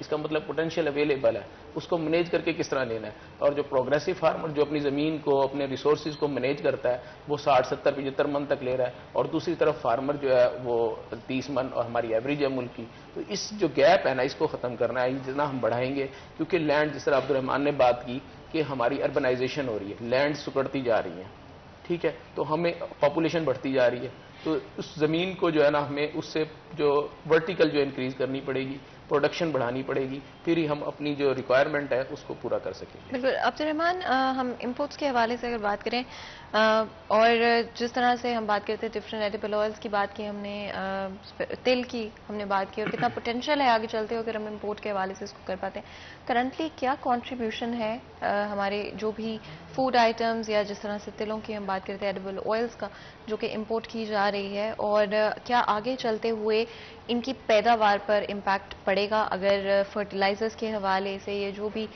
نیسیسٹی چیزیں چاہیے ہوتی ہیں ان کراپس کو گرو کرنے کے لیے جو امپورٹ کروائی جاتی ہیں باہر سے، کیا کوئی ایسی چیزیں ہیں، اور کیا یہ جو امپورٹ بین لگایا گیا ہے یا لمٹ کیے گئے ہیں امپورٹس، اس کا اثر ہوگا ان فصلوں کے اوپر؟ فاطمہ دیکھیں، یہ آپ کا بڑا ویلڈ کوشچن ہے کہ یہاں پر تل کی جو پروڈکشن ہمارے کم ہے، لیکن جو ضرورت ہے وہ بہت زیادہ ہے. اس کی وجہ سے باہر سے امپورٹ بھی کرتے ہیں تاکہ اس کی ضروریات پوری ہو سکے. پھر جو تل کا آئل ہے وہ خاصا مہنگا بکتا ہے، اس کی جو مارکیٹ میں بڑی ویلیو ہوتی ہے. اسی وجہ سے انڈیا یا دوسرے ممالک پہلے دلچسپی لیتے رہے ہیں کہ یہاں پر تل کی جو ہے وہ ضروریات پوری کر لیں. تو یہ ایک اس کا سب سے بڑا مسئلہ میں بنتا ہے سیڈ کے حوالے سے. فارمرز لگانا چاہتے ہیں لیکن سیڈ ختم ہو چکا ہوتا ہے، وہ بڑا کم ہے، یہ ایک بڑا مسئلہ ہے. پھر اس کی جو کم جو پیداوار ہے وہ بھی ایک بڑا مسئلہ ہے. پھر اس پر جب سنڈی کا حملہ ہو جاتا ہے تو پھر ساری کی ساری فصل جو ہے وہ ڈیمیج ہو جاتی ہے. تو یہ کچھ مسئلے ہیں. اگر کچھ ایسی جو ورائٹیز تیار کر لی جائیں جو حملے کی صورت میں محفوظ رہیں، کچھ ایسی ورائٹیز ہوں جو کم از کم جو 15 سے 20 من کے درمیان ایوریج دیں، تاکہ جو بھی فارمر لگاتا ہے اس کا اچھا خاصا فائدہ ہو جائے. یہ اب دیکھیں، اس کی تل کا ایڈوانٹیج یہ ہے کہ یہ فصل چند ماہ کی ہے، کوئی زیادہ لمبی فصل نہیں ہے، یہ اس کی ایک اچھی بات ہے. لیکن زیادہ بارش ہو جائے تو پھر بھی اس کا جو مسئلہ بن جاتا ہے. برسات کے موسم میں کچھ خدشات ہوتے ہیں جن کی وجہ سے کسان اوائڈ کرتا ہے، اور نتیجتاً بڑی فصل کی جانب جاتا ہے نا، جس میں وہ کماد لگا دے گا نا، کہ جب اس نے لگا دیا تو پھر اس کو جو ہے وہ نہ بارش ڈیمیج کرے گی، نہ موسم ڈیمیج کرے گا، نہ کوئی حملہ ہوگا، پھر اس کو وہ اچھے خاصے پیسے دے جاتا ہے. فصل بے شک اس کی 12 ماہ چلتی ہے لیکن اس کو 4 پیسے مل جاتے ہیں. چھوٹی فصلوں کا خدشہ یہ ہوتا ہے کہ اس میں پیسوں کا بھی چانسز ہوتا ہے، لیکن اس کا جو رسک فیکٹر ہے وہ بھی اتنا زیادہ ہوتا ہے.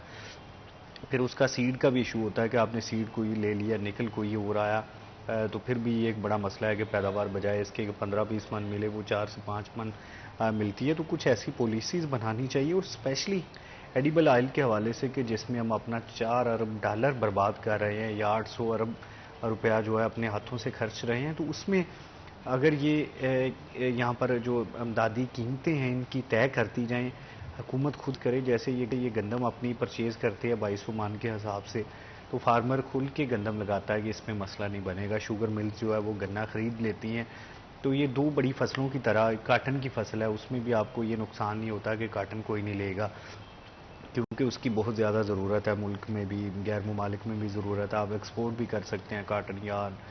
تو یہ اس حوالے سے اگر ایڈیبل آئل کے حوالے سے بھی یہ پالیسیز بنائی جاتی ہیں مارکیٹ میں کہ کوئی بھی اگر لگا لیتا ہے تو اس کے اچھے دام مل جائیں، تو یقیناً یہ ایک بڑی اچھی پالیسی ہوگی. پھر جو فرٹیلائزر کے حوالے سے آپ نے کہا کہ یہ بھی ایک ہونا چاہیے. یہاں پر گندم کے ڈیمیج ہونے کی ایک بڑی وجہ بھی فرٹیلائزر کی کمی تھی کہ جب ضرورت تھی تب نہیں آئی ملی. تھنک کیا امپیکٹ ہے گندم کی فصل کے اوپر فرٹیلائزرز کی اویلیبلٹی کے حوالے سے، اور ہمیں سب کو پتہ ہے پرائسز بہت زیادہ ہو گئی ہیں فرٹیلائزرز کی. اس بارے میں بات کریں گے لیکن اس سے پہلے بریک لیتے ہیں. کہیں مل جائے گا، ہمارے ساتھ رہے گا.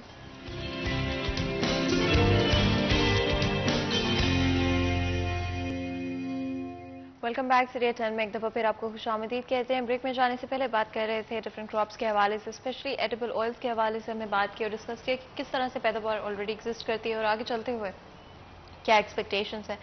جہاں پر ڈفرینٹ پولیٹیکل چینجز اور پالیسیز کی وجہ سے ہر انڈسٹری کے اوپر ہر جگہ پر ہمارے ملک میں امپیکٹ ہو رہا ہے، وہیں پر فصلوں کے اوپر کیا امپیکٹ ہو رہا ہے. اگر ہم ایڈیبل آئلس کے حوالے سے بات کریں ان پر کیا امپیکٹ ہو رہا ہے. کچھ ہم نے ضرورت کے حوالے سے بھی بات کی اور امپورٹس میں اسپیشلی کوکنگ آئل اور جو اس کی نیسیسٹیز ہوتی ہیں اس کے حوالے سے ضرور چیزیں منگوائی جاتی ہیں. میں ضرور چاہوں گی ڈاکٹر حافظ صاحب ہمارے ساتھ موجود ہیں، آپ تھوڑا سا اس ضرور ہماری آڈینس کے لیے ایکسپلین کیجیے گا کہ جب ایڈیبل آئلس کی بات کرتے ہیں جو ہمارے گھروں میں ہر گھر میں استعمال کیے جاتے ہیں، کس طرح سے امپورٹ کے تھرو کیا کیا چیزیں ہیں جو کہ نیسیسری ہوتی ہیں اور کس حد تک وہ اس وقت امپورٹس کے تھرو پورا کیا جا رہا ہے. دیکھیے جی، اس ٹائم جو ہمارے پاس ملک میں ایڈیبل آئل ہے تقریباً 20% تو ہم لوکلی اپنی جو پروڈکشن ہے اس سے پورا کر رہے ہیں. 80% ہمیں ہر حال میں باہر سے منگوانا پڑ رہا ہے، جس میں دو فارم میں آتا ہے، ایک آئل کی فارم میں آتا ہے اور دوسرا سیڈ کی فارم میں آتا ہے. آئل کی فارم میں زیادہ تر جو ہے ہمارا پام آئل جو ہم ملائیشیا اور انڈونیشیا سے امپورٹ کر رہے ہیں وہ آتا ہے. وہ صحت کے لیے اتنا اچھا نہیں ہے، اور اس میں پامولین اب جب سے یہ آئل کا کانسیپٹ بڑھا ہے نا، تو پامولین پہلے پام آئل آتا تھا، اب پامولین سیمی لیکوڈ فارم میں یہ ملک کے اندر امپورٹ ہو رہی ہے. تو اس کا یہ کہ سیچوریٹڈ فیٹی ایسڈ اس میں 50% سے زیادہ ہوتے ہیں جو انسانی ہیلتھ کے لیے بڑے نقصان دہ ہیں، جیسے کہ آپ کو اور اس وقت وہ پاکستان میں زیادہ منگوایا جا رہا ہے، استعمال کیا جا رہا ہے. ایسے ہی ہے، جتنے بھی آپ کو گھی، بناسپتی گھی جتنے مل رہے ہیں یہ پام آئل سے مل کے بن رہے ہیں. اس کے علاوہ آپ کو جو بازار میں آپ سموسے پکوڑے اور جو فاسٹ فوڈ کھا رہے ہیں یہ پیور پامولین کے اندر آپ کو ٹن 16 kg کا ملتا ہے مارکیٹ میں، اس پہ لکھا ہوتا ہے ہائی کوالٹی پامولین. اور کیونکہ اس کی شیلف لائف اور وہ جو اس کی جلنے کی جلتی کم ہے، تو وہ جو فاسٹ فوڈ والے ہیں یا سموسے پکوڑوں والے ہیں وہ یوز کرتے ہیں اور اس میں بڑی اچھی کرسپی چیزیں بن جاتی ہیں، لیکن وہ ہیلتھ کے لیے بڑا نقصان ہے کیونکہ سیچوریٹڈ فیٹی ایسڈ زیادہ ہیں. اسی کی وجہ سے آپ دیکھیں آج سے 20-25 سال پہلے بلڈ پریشر کے پیشنٹ کتنے ہوتے تھے. آج ہر گھر میں بلڈ پریشر اور ہارٹ پیشنٹ موجود ہیں. وجہ یہی ہے کہ اس کا جو سیچوریٹڈ فیٹی ایسڈ جو جا کے ہماری جو وینز ہیں اور ہماری آرٹریز ہیں اس کے اندر جم جاتی ہیں، جس کی وجہ سے وہ بلڈ پریشر ہوتا ہے اور پھر ہارٹ پیشنٹ بنتے ہیں.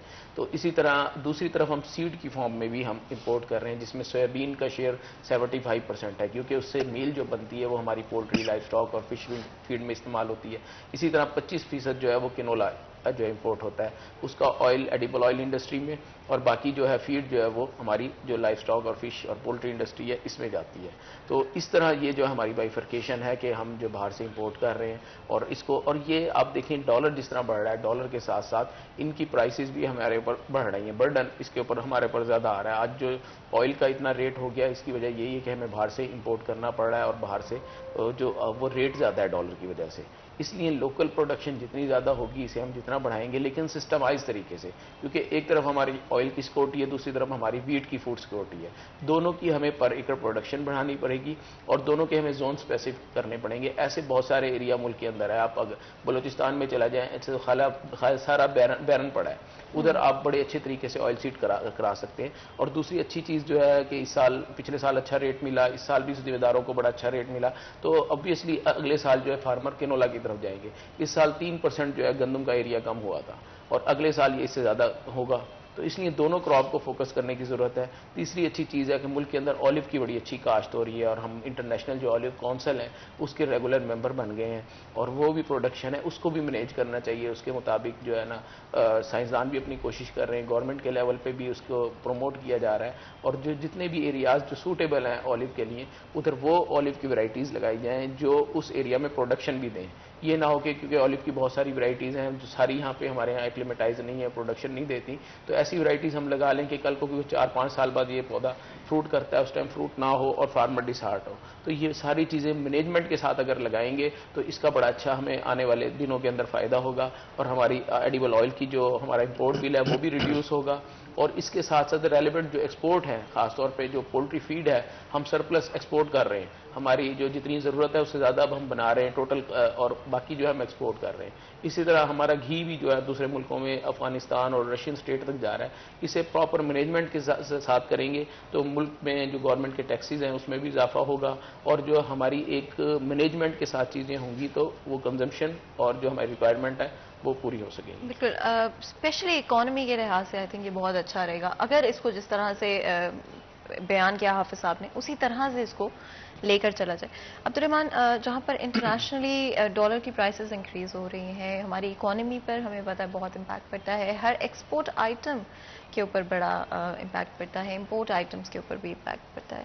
اگر ہم اسپیشلی ایڈیبل آئلس کے حوالے سے بات کریں، بڑھتی ہوئی پرائسز پیٹرولیم پرائسز کی چاہے وہ ہم بات کریں، چاہے وہ ہم ڈالر پرائسز کی جو ان جنرل بات کریں، کیا امپیکٹ ہوتا ہے ایڈیبل کوکنگ آئل کے اوپر؟ دیکھیں فاطمہ، دو چیزیں ہوئی ہیں. ایک تو جنگ کی وجہ سے جو ہے وہ پیٹرولیم پروڈکٹس رکی ہیں، اس کی وجہ سے تمام چیزیں مہنگی ہو گئی ہیں. کیونکہ جب رشیا کا جو پیٹرول ہے یا رشیا کی جو تیل پیدا کرنے کی صلاحیت ہے اس میں کافی حد تک ڈیمیج آیا ہے کہ اس سے اب انڈیا خرید رہا ہے یا چند دوست ممالک لے رہے ہیں. یورپ یا دوسرے ممالک ان سے نہیں لے رہے، سعودیہ سے لے رہے ہیں یا اس طرح سے وہ ان ممالک سے لے رہے ہیں جو پابندی کی ذات میں نہیں ہے، جن کی وجہ سے بڑی جو ہے وہ مارکیٹ سے غائب ہو گئی ہے پیٹرولیم پروڈکٹس. اس کی وجہ سے ٹرانسپورٹیشن پر بھی اثر پڑا ہے. پھر دوسرے نمبر پر جو ملائیشیا نے پام آئل کی قیمت بھی بڑھا دی ہے اور اس کی جو ایکسپورٹ پر بھی کافی حد تک پابندیاں لگا دی ہیں. تو ان دو چیزوں کے جو اثرات ہیں وہ مرتب ہوئے ہیں کہ یہاں پر ہمارے جو بیٹھے بٹھائے ہم یہ 1-2 سالوں میں ہی تقریباً ریٹ ڈبل ہونے کے قریب ہیں کہ ابھی کو 500 کے قریب چلی گئی ہے جو یہاں پر آئل کی قیمت. تو ابھی مزید بھی مہنگا ہوگا کیونکہ ڈالر ہم سے کنٹرول نہیں ہو رہا. یہ چیزیں ہم نے باہر سے منگوانی ہے، ادھر سے پام آئل کی قیمتیں وہ خود سے بڑھا رہے ہیں. تو یہ تمام چیزیں مل ملا کے جو ہے وہ اس کو مہنگا کر رہی ہیں. تو اس کا حل یہی ہے کہ اپنے ملک میں لگایا جائے. لیکن اب سب سے بڑا مسئلہ یہ ہے کہ یہاں پر جو سیاستدان ہیں ان کا احتساب تو ہو جاتا ہے، ہم روزانہ ٹی وی پہ دیکھتے ہیں، لیکن جو بیوروکریٹس ہوتے ہیں، جو پالیسیز بناتے ہیں یا جو زرعی سائنٹسٹ ہیں ان کا انفارچونیٹلی احتساب نہیں ہوتا. کبھی بھی سیکٹری ایگریکلچر کو نہیں پوچھا گیا، کبھی بھی ڈی جی ایوب ریسرچ کو نہیں پوچھا گیا کہ تمام ان ناکامیوں کا ذمہ دار کون ہے.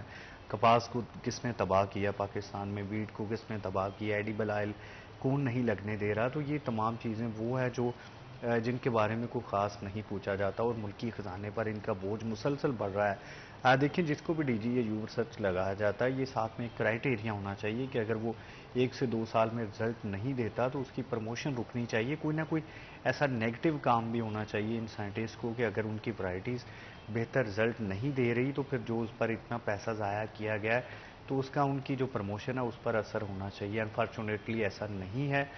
روایتی انداز میں کام آگے بڑھائے جا رہے ہیں. جیسے روایتی انداز میں ایگریکلچر ہو رہی ہے ایسے روایتی انداز میں روایتی جو بیوروکریٹائزیشن ہے وہ اپنی پالیسیز بنا دیتے ہیں. اگر تو کامیاب ہو گئیں تو وہ اس کے ثمرات سمیٹ لیتے ہیں، اگر ناکام ہو جاتی ہے تو اس کا بوجھ کوئی اٹھانے والا کوئی بھی رسپانسبلٹی نہیں اٹھاتا. اسی کے ساتھ اگر ہم پالیسیز کے حوالے سے بات کریں، کوئی ڈسکشن بات چیت کبھی آپ سے رائے مانگی گئی ہے اس حوالے سے کہ کیا کہیں گے، یا انڈسٹری میں کسی سے مانگی گئی ہو جو اسپیشلی ایکسپرٹس ہیں کہ کس طرح سے ہم فصلوں کو آگے لے کے چلیں؟ دیکھیں جی، یہ پورا جو ہم سٹیک ہولڈرز ہیں اس میں ایسا بالکل ہوتا ہے کہ رائے کے ساتھ ہی اور پوری پلاننگ کے ساتھ اس میں اس ٹائم اگر آئل سیڈ کی بات کی جائے تو تمام جتنے بھی سٹیک ہولڈر ہیں آئل سیڈ کے، سالوینٹ انڈسٹری ہے، آل پاکستان سالوینٹ ایکسٹریکٹر ایسوسیشن سب سے بڑا جو کنزیومر ہے ایڈیبل آئل کا، اس کے ساتھ اور سیڈ کمپنیز جتنی ہیں ان کے ساتھ، باقی بھی جتنے ادارے پبلک اور پرائیویٹ سیکٹر کے، اس کے ساتھ نہ صرف ایوب ریسرچ کا اور اسپیشلی آئل سیڈ کا بڑا اچھا لائزان ہے اور یہ مل کے ساری پلاننگ ہو رہی ہے. آپ دیکھیں جو ایڈیبل آئل کی پروڈکشن ہے ملک کے اندر جو بڑھ رہی ہے اس میں ان سب سٹیک ہولڈرز کا، ایگریکلچر ایکسٹینشن کا، ریسرچ کی ایسی اچھی ورائٹیز ہیں ڈیولپ ہوئی ہیں. ایسا بالکل نہیں ہے کہ آپ جس طرح عبدالرحمان صاحب نے پروموشن کی بات کی، ہماری تو 20-20 سال سے پروموشنز رکی ہوئی ہیں، پروموشن ہو نہیں رہی. ڈی جی جو ریسرچ ہیں وہ انہیں ایڈیشنل چارج دیا ہوا ہے، لک آفٹر چارج کے اوپر ہیں، وہ ریگولر نہیں ہے. تو ایسا بالکل نہیں ہے. لیکن اگر دوسری طرف ہم بات کریں تو جو اتنی اچھی ورائٹیز اور اتنی اچھی پروڈکشن جو 90 من ویٹ کے اندر فارمر لے رہے ہیں وہ ایوب ریسرچ کی ورائٹی ہے. ٹھیک ہے. کینولا کے اندر اگر ییلڈ کمپٹیشن کی اس دفعہ بات کی تو 40 من ذمہ دار نے پیداوار لی ہے, وہ ایوب ریسرچ کی ویرائٹی ہے. رائس کے اندر دنیا کا واحد ہائیبرڈ جو ہے نا باسمتی رائس کا پہلا ہائیبرڈ دنیا کا بنایا, وہ ایوب ریسرچ کے ادارے نے بنایا.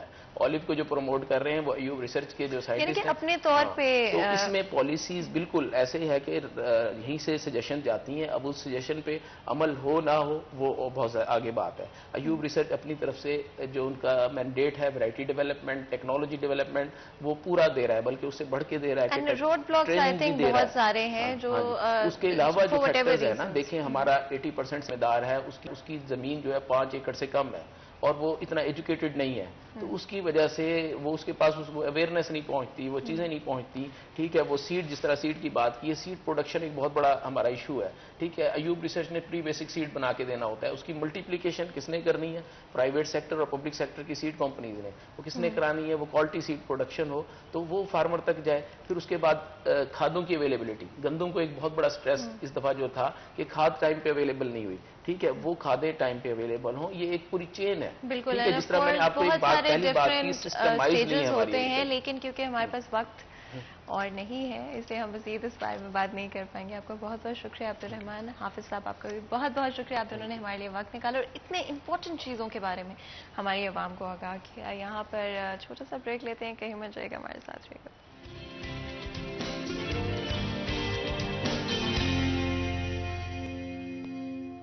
Welcome back. سیریا 10 میں ایک دفعہ پھر آپ کو خوش آمدید کہتے ہیں. بریک میں جانے سے پہلے آپ کو پتہ ہے کہ آج ہمارا ڈسکشن ڈفرینٹ فصلوں کے حوالے سے تھا, ڈفرینٹ ایشوز کے بارے میں ہم نے بات کی, اسپیشلی امپورٹ کو لے کر, لیکن ہم نے سوچا کہ کیوں نہ سیکنڈ ہاف میں تھوڑا سا ٹون کو چینج کیا جائے. فیصل آباد شہر کی بات کرتے تو یہاں پہ ٹیلنٹ کی کوئی کمی نہیں ہے. ہمیشہ ہماری کوشش رہتی ہے کہ جہاں پر ایک طرف آپ کو اپنی زندگی میں ہر چیز کو ساتھ لے کے چلنا چاہیے, وہیں پر آپ کی زندگی میں اسپورٹس لازمی طور پہ ہونی چاہیے, پھر چاہے وہ ایز اے ویور ہو یا پھر as a player who. Sports ہماری زندگیوں میں, ہمارے اوپر موڈ میں, مورال میں, کسی بھی کمیونٹی کے, کسی بھی سوسائٹی کے بہت بڑا امپیکٹ کرتا ہے. اور شاید اس چیز کا ہمیں پہلے اندازہ نہیں تھا, لیکن جیسے جیسے ریسرچ اور زیادہ کی جاتی ہے ہمیں اندازہ ہوتا ہے ان چیزوں کا.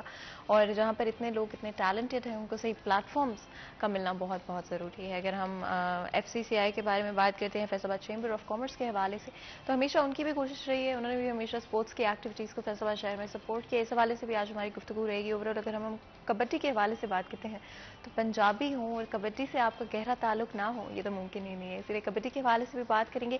ایز این ویور آپ کا کیا تعلق ہوتا ہے کبڈی کے ساتھ, ہماری سرزمین کا کیا تعلق ہے کبڈی کے ساتھ, اور ایز اے پلیئر کس طرح کی اپرچونیٹیز آپ کے پاس اویلیبل ہیں, کس طرح کے میچز آج کل کیے جا رہے ہیں, کمپٹیشنز یا پلیٹ فارمز اویلیبل ہیں ان لوگوں کے لیے جو کہ پوٹینشلی پروفیشنلی کبڈی کو کھیلنا چاہتے ہیں یا پھر جسٹ ایز اے ایکٹیویٹی اپنی زندگی میں رکھنا چاہتے ہیں. ان ساری چیزوں کو ڈسکس کرنے کے لیے آج ہمارے ساتھ دو بہت ہی خاص مہمان اسٹوڈیو میں موجود ہیں, اپنی اپنی فیلڈ میں ماہر ہیں, پاپولر ہیں اور بہت ٹیلنٹڈ ہیں. اس لیے ہم نے سوچا کہ انہوں نے کو شو میں بلائیں اور آج اس موضوع کے حوالے سے بات چیت کریں. سب سے پہلے تو جو ہمارے ساتھ راؤ سکندر صاحب موجود ہیں, جو کہ ایکس پریزیڈنٹ ہیں FCCI کے. راؤ سکندر اعظم ہمارے ساتھ موجود ہیں. آپ کو ویلکم کرتے ہیں سر. بہت بہت شکریہ آپ کا, آپ نے آج ہمارے لیے وقت نکالا, ہمارے شو کے لیے وقت نکالا, اور بہت خوشی ہوتی ہے جب بھی آپ ہمارے شو کے لیے, مجھے پتا ہے بہت مصروف ہوتے ہیں, اسے بہت خوشی ہوتی ہے. بہت شکریہ فاطمہ آپ کا اور سٹی 41 کا. آپ کا بہت بہت شکریہ. اسی کے ساتھ طیب گیلانی صاحب بھی ہمارے ساتھ موجود ہیں, جو کہ انٹرنیشنل کبڈی کمنٹیٹر ہیں. طیب گیلانی صاحب کو بھی ویلکم کرتے ہیں. بہت بہت شکریہ آپ کا, آپ نے ہمارے لیے وقت نکالا, ہمارے شو کے لیے وقت نکالا. آپ کی شخصیت بہت بڑی ہے, آپ بہت پاپولر ہیں, نہ صرف پاکستان کے اندر, پوری دنیا کے اندر, اور ہمیں بہت خوشی ہوتی ہے جب بھی آپ ہمارے شو کے لیے, ہمارے پلیٹ فارم کے لیے وقت نکالتے ہیں. آپ کو بہت مہربانی جی. سٹی 41 میں بھی ہمیشہ ہماری ٹریڈیشنل گیمز کو پروموٹ کیا ہے, ہم بھی ان کے بہت زیادہ مشکور ہیں. بالکل جی, ہم آپ دونوں کے بہت بہت شکر گزار ہیں. آج کا موضوع بھی بہت اچھا ہے, اور اسپیشلی اگر ہم بات کرتے ہیں کسی بھی سوسائٹی کے لیے, فیصل آباد شہر کی اگر ہم بات کر لیتے ہیں تو بڑا ضروری ہوتا ہے کہ اسپورٹس کے ساتھ بڑا گہرا تعلق ہو. اور جتنا بھی میوزک کے مورال کے لیے, چاہے وہ آپ ایز اے ویور دیکھ رہے ہوں, دیکھتے دیکھتے بہت خوشی محسوس ہوتی ہے, چاہے آپ کو ایز اے اسپورٹس پرسن اگر آپ نہ بھی اس کو ویو کر رہے ہیں. اور بڑا ضروری ہوتا ہے کہ کسی نہ کسی اسپورٹس کے ساتھ آپ ایسوسیٹڈ رہیں. راؤ سکندر اعظم صاحب تھوڑا سا اس حوالے سے ضرور بتائے گا کہ فیصل آباد چیمبر آف کامرس کی طرف سے کس طرح سے اسپورٹس ایکٹیویٹیز کو پروموٹ کیا گیا ہے, اور کبڈی کی اگر ہم بات کرتے ہیں تو اس وقت فیصل آباد شہر میں کس طرح کی اپرچونیٹیز اور پلیٹ فارمز موجود ہیں. شکریہ فاطمہ. ایکچوئل یہ ہے کہ فیصل آباد چیمبر نے ہمیشہ ہی تمام جتنے بھی کھیلیں ہیں پاکستان کی, انہیں پروموٹ کرنے میں بہت اپنا رول پلے کیا ہے. وہ اس طرح کے جس طرح آپ شہر میں آر پی او، سی پی او، کمشنر اور کوئی بھی ایونٹ ہو تو اس میں ہم اسے اپنا اڈاپٹ بھی کرتے ہیں اور اس کے ساتھ پروموٹ کرنے میں اپنا ایک رول پلے کرتے ہیں. میں کبڈی پہ خاص بات کروں گا کہ جب میں 2019-20 میں پریزیڈنٹ بنا تو طیب گیلانی صاحب کو میں نے فیصل آباد نہیں بلکہ پاکستان میں کبڈی کے حوالے سے ایک بڑا نام تھا اور فیصل آباد سے یہ ہے. ہمیں بڑی خوشی تھی اور کہ فیصل آباد کا ایک ایسا سپوت ہے جس نے کبڈی کھیلنے میں، کبڈی کو پروموٹ کرنے میں، کبڈی کی کمنٹری کرنے میں ایک ایسی ان کا اپنا ایک سٹائل ہے. یہ ورسٹائل بنے ہیں. تو میں نے سوچا کہ کیوں نہ میں ان کی اسٹینڈنگ کمیٹی بناؤں اور ہم آپس میں جوائنٹ وینچر کریں کبڈی کا اور چیمبر کا، جس سے کبڈی بھی پروموٹ ہو اور فیصل آباد چیمبر کا نام بھی ہو. تو میں نے انہیں خود انوائٹ کیا. یہ کئی سالوں سے فیصل آباد چیمبر کے ممبر بھی ہیں، بزنس بھی کرتے ہیں، تو ساتھ ساتھ یہ کبڈی بھی اسے بھی کرتے ہیں. تو میں نے ان کا جو سمجھتا ہوں کہ جوش اور جنون دیکھا کبڈی کے حوالے سے، جتنا طیب گیلانی صاحب کو میں نے شاید کسی آدمی میں دیکھا ہو. اور یہ ہوتا ہے کہ ایک شخص کوئی نہ کوئی اپنے شعبے میں اس طرح ہوتا ہے کہ وہ ممتاز حیثیت بھی اختیار کر لیتا ہے اور پھر اپنے لوگوں کو آگے بھی لے کے چلتا ہے. تو میں نے خود انہیں انوائٹ کیا اور میں نے انہیں پیشکش کی جی کہ آپ یہاں اسٹینڈنگ کمیٹی بنائیں تو چیمبر آپ کو پروموٹ کرے گا. تو اس میں انہوں نے میری امیدوں سے بڑھ کے کام کیا اور اس سے دو طرح کا فائدہ ہوا. ایک تو فیصل آباد چیمبر جو ہے پاکستان کا واحد چیمبر ہے کہ جو کسی کھیل کو اور ایک کھیل کو اس طرح پروموٹ کیا کہ اس کی پروموشن میں ہم نے ایک بہت بڑا رول پلے کیا. تو اس سے فیصل آباد چیمبر کا نام انٹرنیشنل لیول پہ کینیڈا، انڈیا، مختلف ایران اور ان ممالک میں بھی نام چلا گیا کہ فیصل آباد چیمبر جو ہے جی وہ کبڈی کو، چونکہ یہ پنجاب کا ہمارا روایتی کھیل ہے اور اس سے پنجاب کے لوگ بہت پسند کرتے ہیں. ایک تو پنجابی لوگوں میں ایک ہے کہ یہ طاقت کا مظاہرہ کرنا چاہتے ہیں، طاقتور لوگوں کو دیکھنا چاہتے ہیں اور اس کا فیصلہ پھر اسی میدان میں ہو جاتا ہے، سامنے نظر آتا ہے. اچھا اس میں چیٹنگ نہیں ہوتی، اس میں یہ نہیں ہے کہ کوئی فاؤل ایسا کو کر لے جی کہ وہ جیت جائے گا. سامنے ہزاروں لوگ دیکھ رہے ہوتے ہیں. تو اس میں کبڈی جو ہے وہ طاقتور بندہ جو اپنے میں سمجھتا ہوں کہ اس کے پاس ایک ٹیلنٹ ہو تو وہ ٹیم آگے جا رہی ہوتی ہے.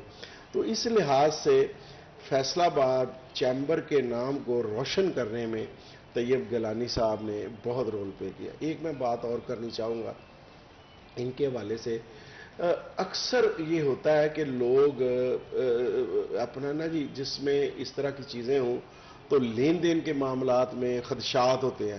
تو میں نے انہیں جتنا نیٹ اینڈ کلین پایا، جتنا ان کو یہ بھی ایک بڑی بات ہوتی ہے. یہ چونکہ لوگوں کو ایک میسج جانا چاہیے کہ جو لوگ مالی لحاظ سے ایک پازیٹیو سائیڈ رکھتے ہیں اور دیانتداری کی اعلیٰ مثال قائم کرتے ہیں. میں سمجھتا ہوں کہ گیلانی صاحب نے اپنی جیب سے کوئی 10,000 تو ضرور خرچہ ہوگا، لیکن یہ کبھی نہیں ہے کہ اس مد میں کوئی فنڈز جو کٹھے ہوں اس کو کبھی انہوں نے یوٹیلائز اس طرح کیا ہو کہ جس میں ہو. تو میں انہیں خراج تحسین بھی پیش کرتا ہوں اور میں شکریہ بھی ادا کرتا ہوں کہ جس طرح ہم نے جو میں نے سوچا تھا اس سے بڑھ کے انہوں نے کیا اور اس سے کبڈی بھی پروموٹ ہوئی ہے. اچھا کووڈ آ گیا قدرتی، ہم نے انٹرنیشنل ایک یہاں فیصلہ آباد میں ٹورنامنٹ کا نا جی پروگرام بنایا جس پہ کم از کم 3 کروڑ روپے کا خرچہ تھا اور اس میں اپنا انڈیا سے، ایران سے اور کینیڈا سے ٹیمیں آ رہی تھی. تو جب ہمارے ویزے لگنے کا ٹائم آیا تو اس وقت کووڈ آ گیا مارچ میں، تو اس حوالے سے وہ رہ گیا. تو ابھی انشاءاللہ یہ خود بتائیں گے کہ اس کے بعد کتنے ٹورنامنٹ کیے فیصل آباد میں، پنجاب میں، اور ایف سی سی آئی ان کے ساتھ مل کے. اور میں سمجھتا ہوں کہ کبڈی کو جس طرح ہم آگے لے کے چل رہے ہیں شاید کوئی کھیل ہو کہ جس میں اس طرح کی پروموشن ہوئی ہو. اور پنجاب کے لوگ خاص کر کے فیصل آباد کے لوگ جو ہیں وہ بہت ہی میں سمجھتا ہوں کہ اس سے محظوظ بھی ہوتے ہیں اور انہیں خوشی بھی ہوتی ہے کہ فیصل آباد کا ایک ایسا سپوت جس نے ایک کھیل کو پروموٹ کرنے میں اپنا رول پلے کیا ہے، تو فیصل آباد چیمبر جو ہے ان کی بیک پہ ہے.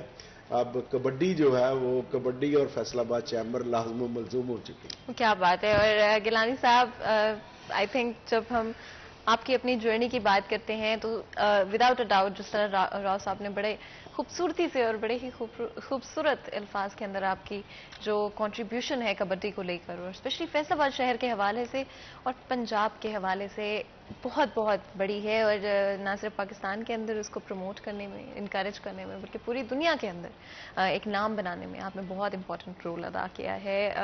اسپیشلی فیصل آباد میں اس وقت کیا ایکٹیویٹیز ہیں، جس طرح راز صاحب نے بتایا کہ آپ ہی بتائیں گے کہ کیا پلانز آپ لوگوں کے آگے چلتے ہوئے آ رہے اس حوالے سے؟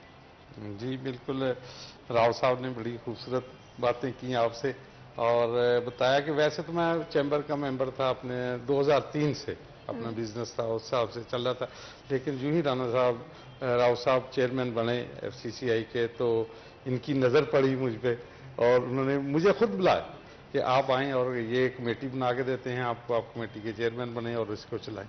اور یہ نہ صرف یہ چلایا، پھر اس کو پروموٹ کرنے میں بھی بہت اہم کردار ادا کیا. فیصل آباد میں جتنے بھی بڑے بڑے ٹورنامنٹ ہوتے ہیں ان سب میں چیمبر کا ایک بڑا اہم رول ہوتا ہے ان کو پروموٹ کرنے میں. اور گرد و نواح میں جس طرح چیمبر نے فیصل آباد کے تاجروں کے مسائل کو حل کیا، تاجروں کو اور صنعت کاروں کے مسائل کو حل کیا اور انڈسٹری کو پروموٹ کیا، اسی طرح انہوں نے ہماری کبڈی کو بھی بہت پروموٹ کیا. ہم ان کے بھی انتہائی مشکور ہیں کہ جب بھی جہاں کہیں بھی ضرورت پڑی، جب یہ بتا رہے کہ 2019-20 میں ہم نے یہ F C C I international gold cup kabaddi tournament کروا رہے تھے فیصل آباد میں اقبال اسٹیڈیم میں، اسٹیڈیم کی ریزرویشن انہوں نے کروا دی تھی ڈپٹی کمشنر صاحب کو کہہ کے، اور تمام کے تمام فنڈز جو سب سے بڑا مسئلہ ہوتا ہے وہ تقریباً 46 لاکھ روپے کا بجٹ بنا تھا جو راؤ صاحب نے الحمدللہ 1-2 دن میں ہی سارا وہ بھی ارینج کرا دیا. ویزے بھی آ گئے، ٹیموں کی ساری وہ آ گئی ہمارے پاس، ڈیٹیلز آ گئی، لیکن جو ہی وہ پروسیس شروع ہوا تو وہ کورڈ آ گیا، اس وجہ سے وہ سارا سٹاپ کرنا پڑا، تو اس لیے وہ ٹورنامنٹ نہیں ہو سکا. باقی ٹورنامنٹ کے چل رہے ہیں ان دنوں میں. ہماری فیصل آباد میں لیگ ہو رہی ہے ایک کبڈی کی، بڑی زبردست قسم کی لیگ ہو رہی ہے. نوجوان کھلاڑی اس میں آئیں گے، ان کو بینیفٹ بڑے اچھے ہوں گے اور فیصل آباد کی کبڈی اس سے بہت زیادہ پروموٹ ہوگی انشاءاللہ. کمنگ سون وہ جو لیگ آئے گی وہ پاکستان کی پہلی سرکل سٹائل کبڈی کی لیگ ہوگی. اچھا جی، کیا بات ہے. تو فائنلی آپ لوگوں نے ریویل کر ہی دیا کہ لیگ ہو رہی ہے، اور کوئی اندازہ ہے اس وقت کہ کس وقت تک یا کن مہینوں میں یہ لیگ جو ہے وہ کروائی جائے گی؟ یہ تو تھوڑا سا کیونکہ یہ آن ایئر ہونی ہے اور یہ تھوڑا سا موسم تھوڑا ابھی گرمی کی شدت ہے، امید ہے کہ انشاءاللہ اکتوبر نومبر میں یہ لیگ ہو جائے گی. اور فیصل آباد کے کھلاڑیوں کی رجسٹریشن وغیرہ کا عمل شروع ہے، جس کے سلسلہ میں ہم نے انڈیا پنجاب سے اور انڈیا ہریانہ سے بھی کھلاڑیوں سے، ان کے منتظمین سے رابطے کیے ہیں. انشاءاللہ ادھر سے 6 ٹیمیں بنیں گی اور جس میں 10-10 کھلاڑی اس کے پاکستان کے ہوں گے اور 4-4 کھلاڑی جو ہے نا وہ ہم بین الاقوامی ممالک سے اس میں ڈال دیں گے. اور اس کی لیگ کی یہ ایک بڑی خوبصورتی ہوگی کہ فیصل آباد میں لوگ دیکھیں گے، لائیو دیکھیں گے. اور دوسری یہ ہے کہ ایک اس دفعہ ہب ہے کبڈی کا فیصل آباد. پاکستان کی 14 رکنی ٹیم میں سے 12 کھلاڑیوں کا تعلق کپتان سمیت فیصل آباد سے ہے، اور ہمیشہ پاکستان کے کھلاڑیوں نے پاکستان کے کھلاڑیوں کی ٹیم کی نمائندگی کرتے ہوئے فیصل آباد کے کھلاڑیوں نے اپنے شہر کا، اپنے علاقے کا، اپنے ملک کا نام روشن کیا ہے. اور جس طرح رانا صاحب نے بتایا کہ خصوصی طور پہ فیصل آباد چیمبر آف کامرس یہ پاکستان کا واحد چیمبر ہے جس نے کبڈی کو اون کیا ہوا ہے اور کبڈی کو پروموٹ کرنے میں انہوں نے بہت اہم کردار کیا. آگے ان کے پلاننگ ہے کھلاڑیوں کی ملازمتوں کے متعلق کہ چیمبر کی اپنی ایک ٹیم بنے، اور اس طرح یہ جس طرح دیگر اداروں کی ٹیم ہے اس طرح چیمبر کی بھی اپنی ایک ٹیم بنے گی. اور اس سلسلے میں راؤ صاحب میں مختلف انڈسٹریز اور مل آنرز سے رابطہ کیا ہے وہ انشاءاللہ بتائیں گے آپ کو کہ یہ کیسے آگے جا کے ہوگا. And without a doubt I think it's first of its kind at least Pakistan کے اندر جہاں پر کبڈی کی جس طرح آپ نے بات کی چیمپئن شپ جو کہ اکتوبر یا نومبر اس سال کے اندر رکھی جائے گی، جس میں 4 سے 5 کھلاڑی، correct me if I am wrong, 4 سے 5 کھلاڑی فیصل آباد شہر سے سلیکٹ کیے جائیں گے اور اس کے بعد 10 کھلاڑی ہیں اس میں فیصل آباد کے. اچھا 10 کھلاڑی فیصل آباد کے ہیں اور جو 4 کھلاڑی باہر سے دوسرے 4 کھلاڑی 4 کھلاڑی بالکل جی، تو 10 کھلاڑی فیصل آباد شہر سے ہوں گے اور اسی کے ساتھ 4 سے 5 کھلاڑی 4 کھلاڑی 4 کھلاڑی باہر سے ہوں گے، باقی سارے. اچھا جی ہاں جی. اور یہ بڑی اس لیے میں بڑا برابر میں سمجھتا ہوں کہ شہر ہے. اور جس طرح اپنا گیلانی صاحب نے بتایا نا، تو میرا پروگرام یہ تھا اور ہم نے اس پہ بڑا انیشل کام بھی کر لیا تھا کہ میں نے انڈسٹریلس جتنے دوست ہیں سب کو اس بات پہ کنونس کیا کہ ایک ایک جو اپنا کھلاڑی ہے نا جی، آپ اس کو اڈاپٹ کر لیں. اس کا طریقہ کار یہ ہے کہ آپ اس کو دیکھیں، جب تک ہر بندے کی ایک فائنینشلی ضرورت ہے، تو اب یہ نہیں ہو سکتا کہ یہ بڑا کھیل ایکسپینسو بھی ہے. اس کے لیے آپ کو خوراک چاہیے، اس کے لیے آپ کو محنت چاہیے، ٹائم چاہیے. تو اب 2 کام بندہ کر نہیں سکتا. یہاں ہمارا جو ایریا ہے وہ اس طرح کا ہے، رورل ایریا، کہ جس میں لوگوں کے جو میں سمجھتا ہوں کہ انکم ذرائع ہیں وہ بڑے کم ہیں. اب سورس آف انکم تو ہونے چاہیے. تو اس میں مجھے بڑی خوشی بھی ہوئی اور میں سمجھتا ہوں کہ سارے دوستوں نے اس پہ ویلکم بھی کیا کہ ایک ایک کھلاڑی کو ایک ایک جو انڈسٹری ہے یا فیکٹری ہے وہ اون کر لے. تو اس سے یہ ہو جائے گا کہ ان کی جو فائنینشلی پرابلم ہے وہ کھلاڑیوں کی کم از کم ان کے سورس آف انکم بن جائیں گے. اچھا وہ کام بھی کریں گے. یہ نہیں ہے کہ یہ 30 ڈیز یہی کام کرتے ہیں کبڈی، یہ مہینے میں 8-10 دن اچھا ٹریننگ سیشن ہوتے ہیں، یہ مختلف اوقات میں کرتے رہتے ہیں. اس میں کمنٹریٹرز کی ہے، کھلاڑیوں کی ہے، اور یہ سارا روٹین سے ساری چیزیں چلتی رہتی ہیں. تو اس سے آگے بڑھ کے ہم نے پھر یہ تو کبڈی ہے اور اس کے لیے ہم کوشش کر رہے ہیں انشاءاللہ تعالی جتنے بھی فیصل آباد کے کھلاڑی، ہم نے پروگرام بنایا کہ کم از کم 20 لوگوں کی ایک ٹیم ہو جس کو مختلف جگہوں پہ ہم اپنا فیکٹری میں یا ملز جو ہیں ہماری بڑے ادارے ہیں تو وہاں پہ انہیں نوکریاں ملازمت لے کے دیں. اور اس سے یہ ہوگا کہ وہ کم از کم اپنے گھر کے فائنینشلی جو ان کا ہے اس سے انہیں بالکل ہاں جی کوئی نہیں ہوگی پرابلم. تو انشاءاللہ تعالی ہم نے دیکھیں اب 3را سال شروع ہو گیا اور اس میں دن بدن بہتری آ رہی ہے. تو یہ بھی پروگرام جو ہے کمپلیٹ ہو جائے گا اور اس کے ساتھ ہم نے اور شروع کر رہے ہیں کہ کم از کم ایک اور جو کھیل ہے مثلا کرکٹ ہے اس کے لیے بھی ہم کام کر رہے ہیں. تو اس کے لیے کوئی بندہ ایسا نہیں مل رہا جس طرح کے گیلانی صاحب مل گئے. یہ کامیابی کا سارا سیرا میں پھر کہوں گا میرے بھائی ہیں اور مجھے بڑی خوشی ہوتی ہے. دیکھیں ہم سارا کریڈٹ اپنی ذات کو لینا، کوئی بھی بندہ ہے نا وہ لینا چاہتا ہے، ایسے نہیں ہوتا. اگر یہ اتنے ٹیلنٹڈ نہ ہوتے، اتنے جوش اور ولولے سے کام کرنے والے نہ ہوتے اور اتنے ایماندار نہ ہوتے، میں پھر کہوں گا مجھے جو ان کی سب سے زیادہ بات پسند آئی ہے اور جس سے میں لائک کرتا ہوں، میں ان کی ایمانداری سے بہت متاثر ہوا کہ انہوں نے کرسٹل کلیئر اپنے جو اکاؤنٹس رکھے ہوئے ہیں اور ہمیشہ یہ کوشش کرتے ہیں کہ کہیں پہ بھی کوئی ایسی چیز نہ آئے. یہ میں آن ایئر اس لیے کہتا ہوں کہ بہت سارے لوگ جو ہیں وہ جو کام کرنے والا بندہ ہوتا ہے نا اس پہ یہ ایلیگیشنز یا اپنے دماغ میں بٹھا لیتے ہیں کہ جی شاید ان کی کوئی اپنی ضرورت. بڑے اچھے اپنا زمیندار گھرانے سے ان کا تعلق ہے، ان کے سورس آف انکم اپنے بڑے اچھے ہیں، اس کی وجہ سے یہ کامیابی ہے. تو جب بھی ایک بندہ اور مجھے ملا تو انشاءاللہ تعالی چونکہ چیمبر میں ہم ایک ٹیم ورک کی طرح کام کرتے ہیں، تو جو ہمارے اس وقت کے پریزیڈنٹ ہیں عاطف منیر صاحب وہ بھی ماشاءاللہ بڑے اچھے ہیں اور ان سے بھی میری گفتگو ہوئی ہے کہ ہم کوئی نہ کوئی اور ایک کھیل کو اڈاپٹ کریں تاکہ فیصل آباد کا نام روشن ہو اور یہ جو کنٹینیوٹی ہے یہ برقرار رہے. تو اب دیکھیں یہ مہینے میں ایک آدھ میٹنگ جو ہے وہ چیمبر میں رکھتے ہیں اس میں تمام کھلاڑیوں کو انوائٹ کرتے ہیں, پروموٹرز کو جو ہے انہیں انوائٹ کرتے ہیں, اور جو فیصل آباد میں ان کے ساتھ مل کے کام کرنا چاہتے ہیں کبڈی پہ, اور وہاں پہ کوئی نہ کوئی فیصل آباد میں پروگرام ان کا چلتا رہتا ہے کہ ہم نے کس گاؤں میں ٹورنامنٹ کروانا ہے, کس علاقے میں ٹورنامنٹ کروانا ہے. تو یہ جو کبڈی کی پروموشن ہے جی, اس میں فیصل آباد چیمبر اور کبڈی ایسوسی ایشن یہ مل کے جوائنٹلی ہم کام کر رہے ہیں. And without a doubt I think it's an amazing initiative, اور آئی تھنک پہلی دفعہ اس طرح کا انیشیٹو کو لیا گیا. ہمارے ساتھ کالر موجود ہیں, بھاولپور سے بات کر لیتے ہیں. السلام علیکم جی. السلام علیکم, آواز سن پا رہے ہیں میری؟ کون بات کر رہے ہیں یہ ضرور بتائیے گا. السلام علیکم. جی بتائیں کون بات کر رہے ہیں؟ جی بالکل, کون بات کر رہے ہیں؟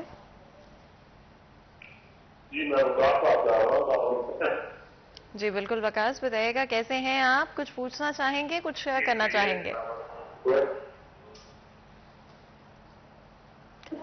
کچھ شیئر کرنا چاہیں گے, کچھ پوچھنا چاہیں گے؟ جی میں یہ بات کرنا چاہتا ہوں کہ ہمارے پاکستان میں صرف فیصل آباد میں کبڈی نہیں ہے, پورے پنجاب میں کھیلی جاتی ہے kabaddi.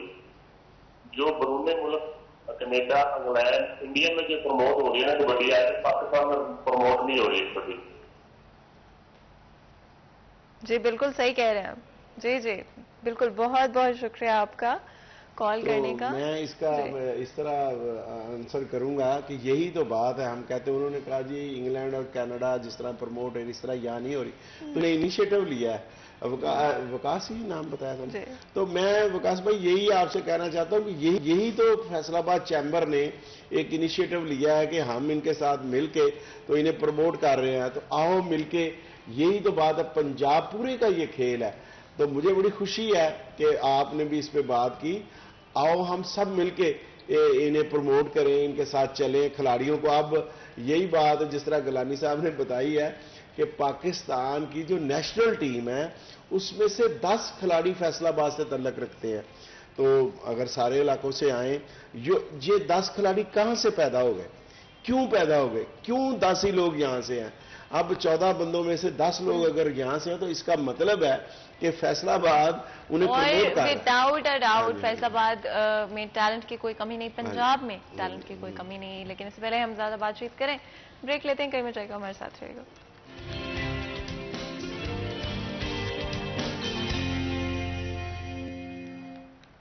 Welcome back. City at 10 میں ایک دفعہ پھر آپ کو خوش آمدید کہتے ہیں. بریک میں جانے سے پہلے آج اسپیشلی فیصل آباد شہر اور کبڈی کے حوالے سے بات کر رہے ہیں.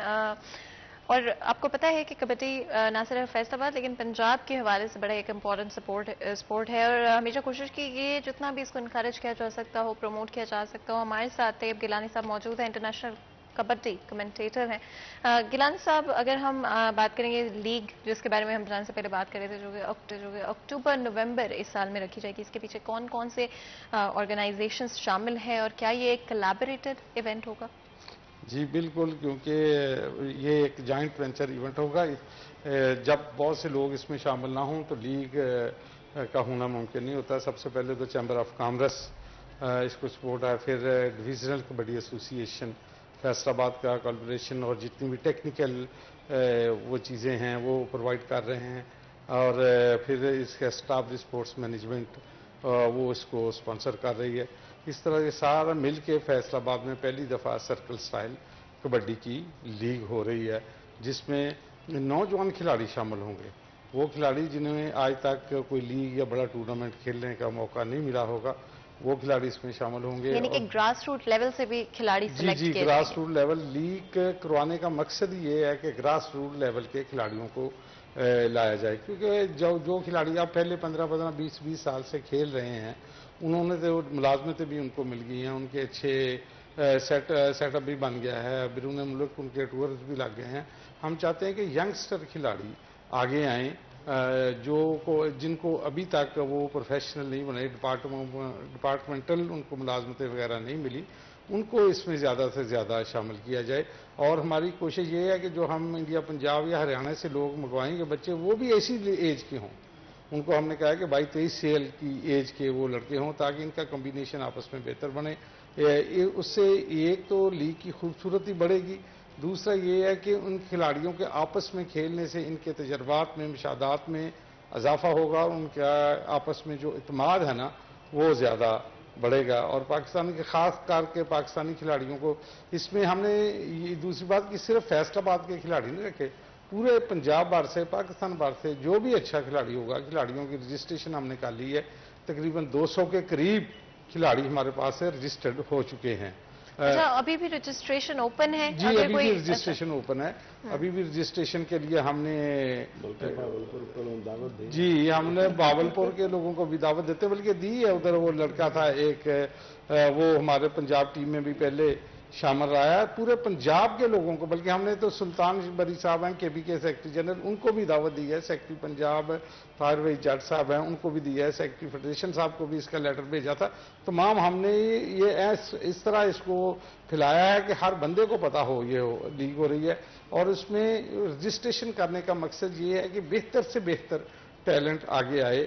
اس میں نہ فیصل آباد کے نہیں کھلاڑی ہوں گے، اس میں ہمارے پاس جو رجسٹرڈ ہیں سائی وال کے بھی آئے ہیں، اکاڑا سے بھی آئے ہیں، ڈی جی خان سے بھی آئے ہیں، پھر انہوں نے گجرات سے بھی آئے ہیں. چودھری اشرف گوندل صاحب ہیں ادھر ان کے پریزیڈنٹ، انہوں نے بھی اپنے کھلاڑی بھیجے ہیں. گجرانوالا سے بھی آئے ہیں، لاہور سے بھی آئے ہیں، ننکانہ صاحب سے بھی آئے ہیں. اسی طرح ہم ملا کے ابھی رجسٹریشن شروع ہے.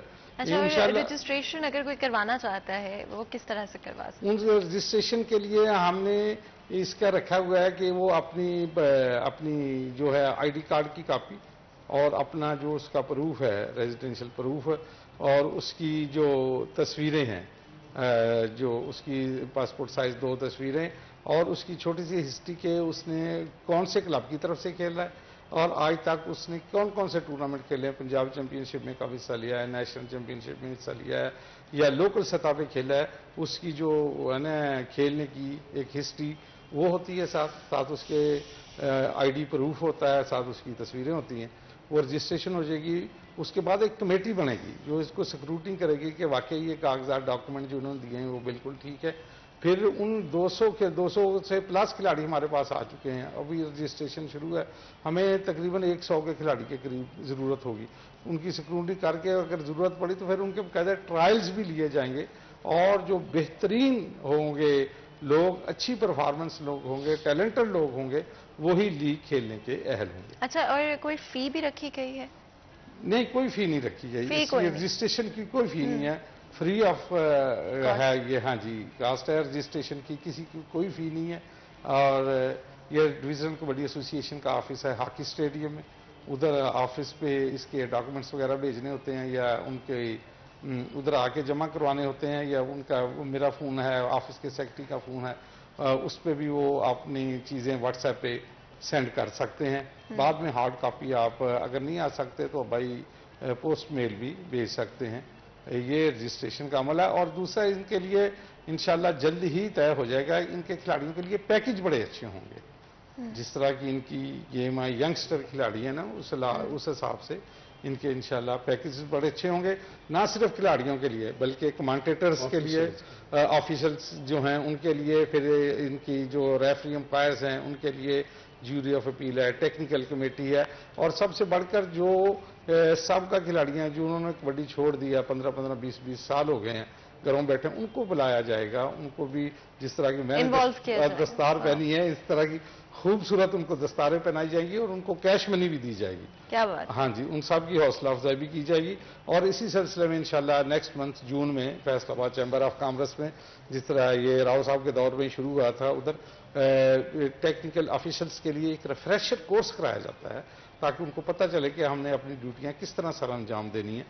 انشاءاللہ جون کے مہینے میں وہ کورس بھی کروایا جائے گا اور اس سلسلے میں بھی انشاءاللہ یہ 1 جون کے بعد جو ہے نا ان کی رجسٹریشن کا عمل شروع ہو جائے گا. بالکل. اینڈ اٹس ایبسلیٹلی امیزنگ اور مجھے بہت خوشی ہو رہی ہے جب ہم یہ چیزیں ڈسکس کریں because I think it's one of a kind. اور پہلے ہم ہمیشہ کمپلین کرتے ہیں اسپورٹس اٹینشن نہیں دی جاتی اور اٹینشن کی ضرورت ہے. جب بریک سے واپس آئیں گے تو راؤ صاحب سے جانیں گے کہ کیا سوچ تھی، کیا خیال تھا جس کی وجہ سے آپ انٹرسٹڈ ہوئے، یہ انیشیٹو آپ نے لیا. لیکن کیونکہ بریک کا وقت ہو رہا ہے، بالکل چھوٹا سا بریک لیں گے، کہیں مت جائے گا، ہمارے ساتھ رہے گا.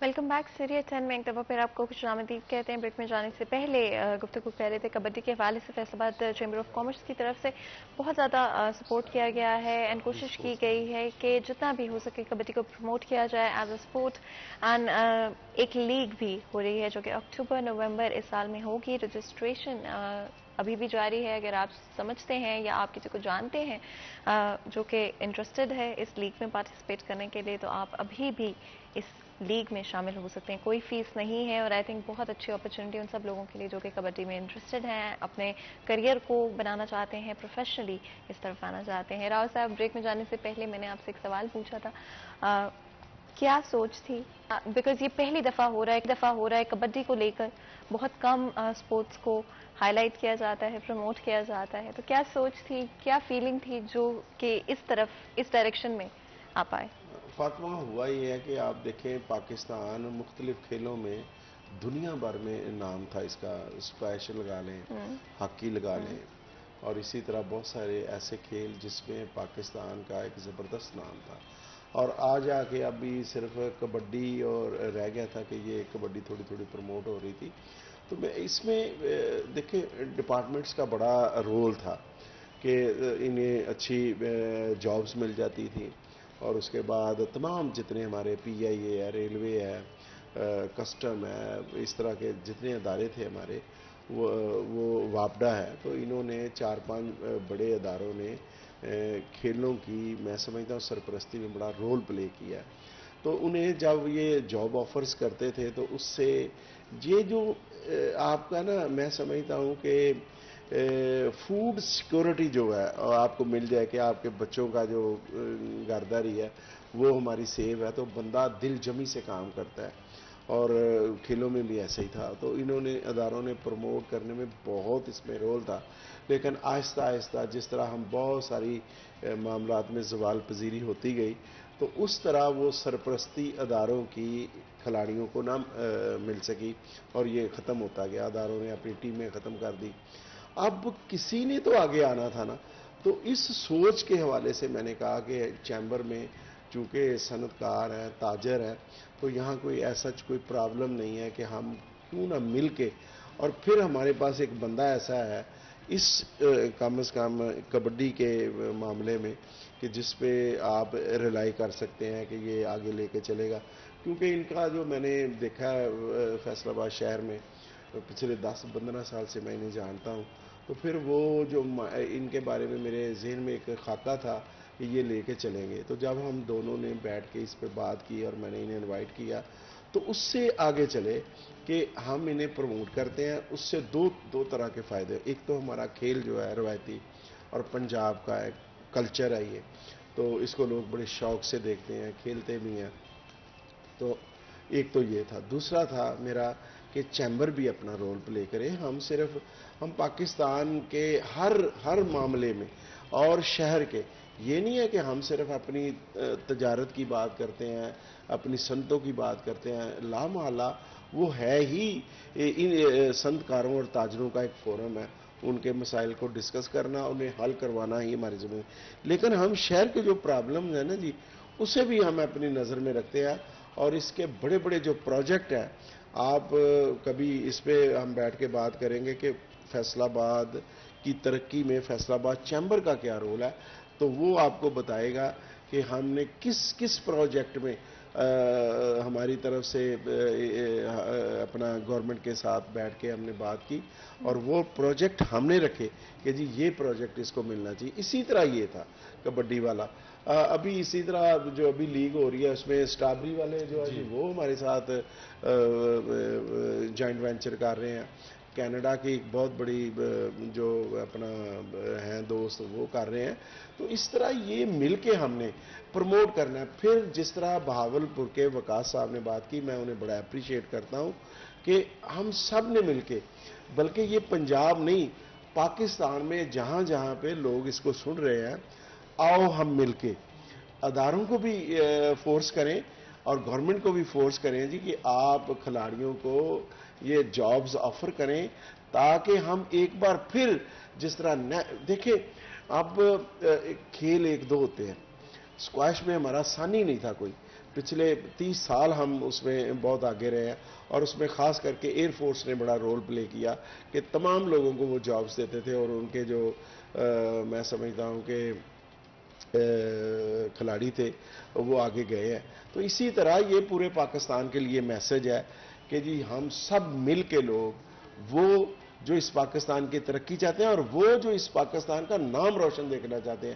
آپ دیکھیں نا جی کبڈی کا جب میچ ہو رہا تھا تو پوری دنیا کے جو اپنا پنجابی ہیں وہ مشرقی پنجاب کے ہوں یا پاکستانی پنجاب کے ہوں، تو جہاں جہاں وہ رہتے ہیں وہ اس میں انوالو ہو جاتے ہیں. اور اس پہ جب گیلانی صاحب کی وہ کمنٹری کا تڑکا لگتا ہے تو وہ بھی ایک دیکھنے والا. اب آپ نے کمنٹری کا ذکر کر ہی دیا ہے تو راؤ صاحب آپ فرمائش کریں گیلانی صاحب سے، جیسی آپ کمنٹری ان سے سننا چاہتے ہیں. میں نے اسی لیے کہا ہے کہ وہ بھی سننے والی چیز ہے، اور اس میں جس طرح کھلاڑی ایک طرف سے جب جا رہا ہوتا ہے اور جافی یا دوسرے جو جس طرح کر رہے ہوتے ہیں ریڈ ڈالنے کے لیے جا رہا ہوتا ہے، تو ابھی جب یہ بتائیں گے تو اس میں جس طرح یہ جوش بڑھاتے ہیں، پھر اس وقت جب وہ ایک کھلاڑی قابو آ جاتا ہے تو اس کے لیے یہ کس طرح بات کرتے ہیں، اور جو جس سے وہ اپنا نمبر لے کے جو جا رہا ہوتا ہے اس کے لیے کس طرح بات کرتے ہیں. جی تو یہ بھی ایک مزیدار میرا خیال ہے. چلے جی سن ہی لیتے ہیں گیلانی صاحب. نہیں وہ بھی سناتے ہیں، اس سے پہلے نا میں ایک دو جو اس کے مسائل ہیں نا اس میں بات کرنا چاہتا ہوں. ہمارے پاس اب ٹوٹل صرف 2 منٹ ہے. بس ایک تو جو کبڈی کے پاکستان میں ہب فیصلہ آباد ہے، فیصلہ آباد سٹی میں کوئی کبڈی کا گراؤنڈ نہیں ہے، کوئی کبڈی کا اسٹیڈیم نہیں ہے. راؤ صاحب نے بھی پریزیڈنٹ اس کے لیے لیٹرز وغیرہ لکھے تھے ارباب اختیار کو. اب موجودہ پریزیڈنٹ جناب عاطف منیر شیخ صاحب وہ بھی دلچسپی رکھتے ہیں، انہوں نے بھی لیٹر لکھے ہیں. کبڈی لیگ کی جب کو بات ہوئی ان کے پاس کچھ لوگ ہیں ان کے جی یہ گیلانی صاحب ہی کریں گے. تو اس طرح یہ ہے نا ہمیں ضرورت ہے ارباب اختیار کے توجہ دلانے کی کہ اس میں نا فیصل آباد سٹی میں کبڈی کا کوئی اسٹیڈیم یا کوئی گراؤنڈ پرووائڈ کی جائے. وہ مان جائے گا آپ ہمیں وہ کمنٹری کر کے بالکل. کبڈی کا میچ اس لیے پاکستان گرین اور پاکستان وائٹ دیا ٹیموں کے درمیان ہو رہا. دونوں ٹیموں کے کپتان، ایک ٹیم کی کپتانی پاکستان گرین ٹیم کی کپتانی عرفان مانا جٹ لدھیانی ہے وہ کر رہے ہیں، اور پاکستان وائٹ دی ٹیم کی کپتانی وال آف ایشیا بشرف جو جنجوہ کر رہے ہیں. عرفان مانا گیا کبڈی پان تے پٹاں دے ہلکی ہلکی مار دیا ہوا تھاپی 4 جافیاں چلدا ہوا. دیکھو کہ ٹچ کرتا 1 2 3 نہیں اسی 4 ہاں بھرا لگتا تو ہاتھ سن لا ٹچ ہوا مشرف جو جنجوے نہ خام خواہ ہوئی گتھم گتھا ہو گئے دونوں گتھم گتھا ہو گئے دونوں تو وج گیا للکارا. ہوں تو نمبر انہیں کھڑنا جہاں ہو جان وچ پایا گٹ پھڑیا گٹ پھڑ کے ماری ہوئی کینچی اور کہنے بھرے گدے وچ پھڑی جس میری باں ہجے تک کرے ساں ساں. 10 بھابی نہیں منڈا کہڑے پنڈ دا پوائنٹ ہو گیا مشرف جی. کیا بات ہے کیا بات ہے کیا بات ہے، بہت ہی خوبصورت. تو جی ہمارے ساتھ طیب گیلانی صاحب اور راؤ سکندر اعظم صاحب موجود تھے. آپ دونوں کا بہت بہت شکریہ، آپ نے ہمارے لیے وقت نکالا، ہمارے شو کے لیے وقت نکالا. آج کے پروگرام کا وقت ختم ہوتا ہے، مجھے اجازت دیں، اپنا خیال رکھیں، اللہ حافظ.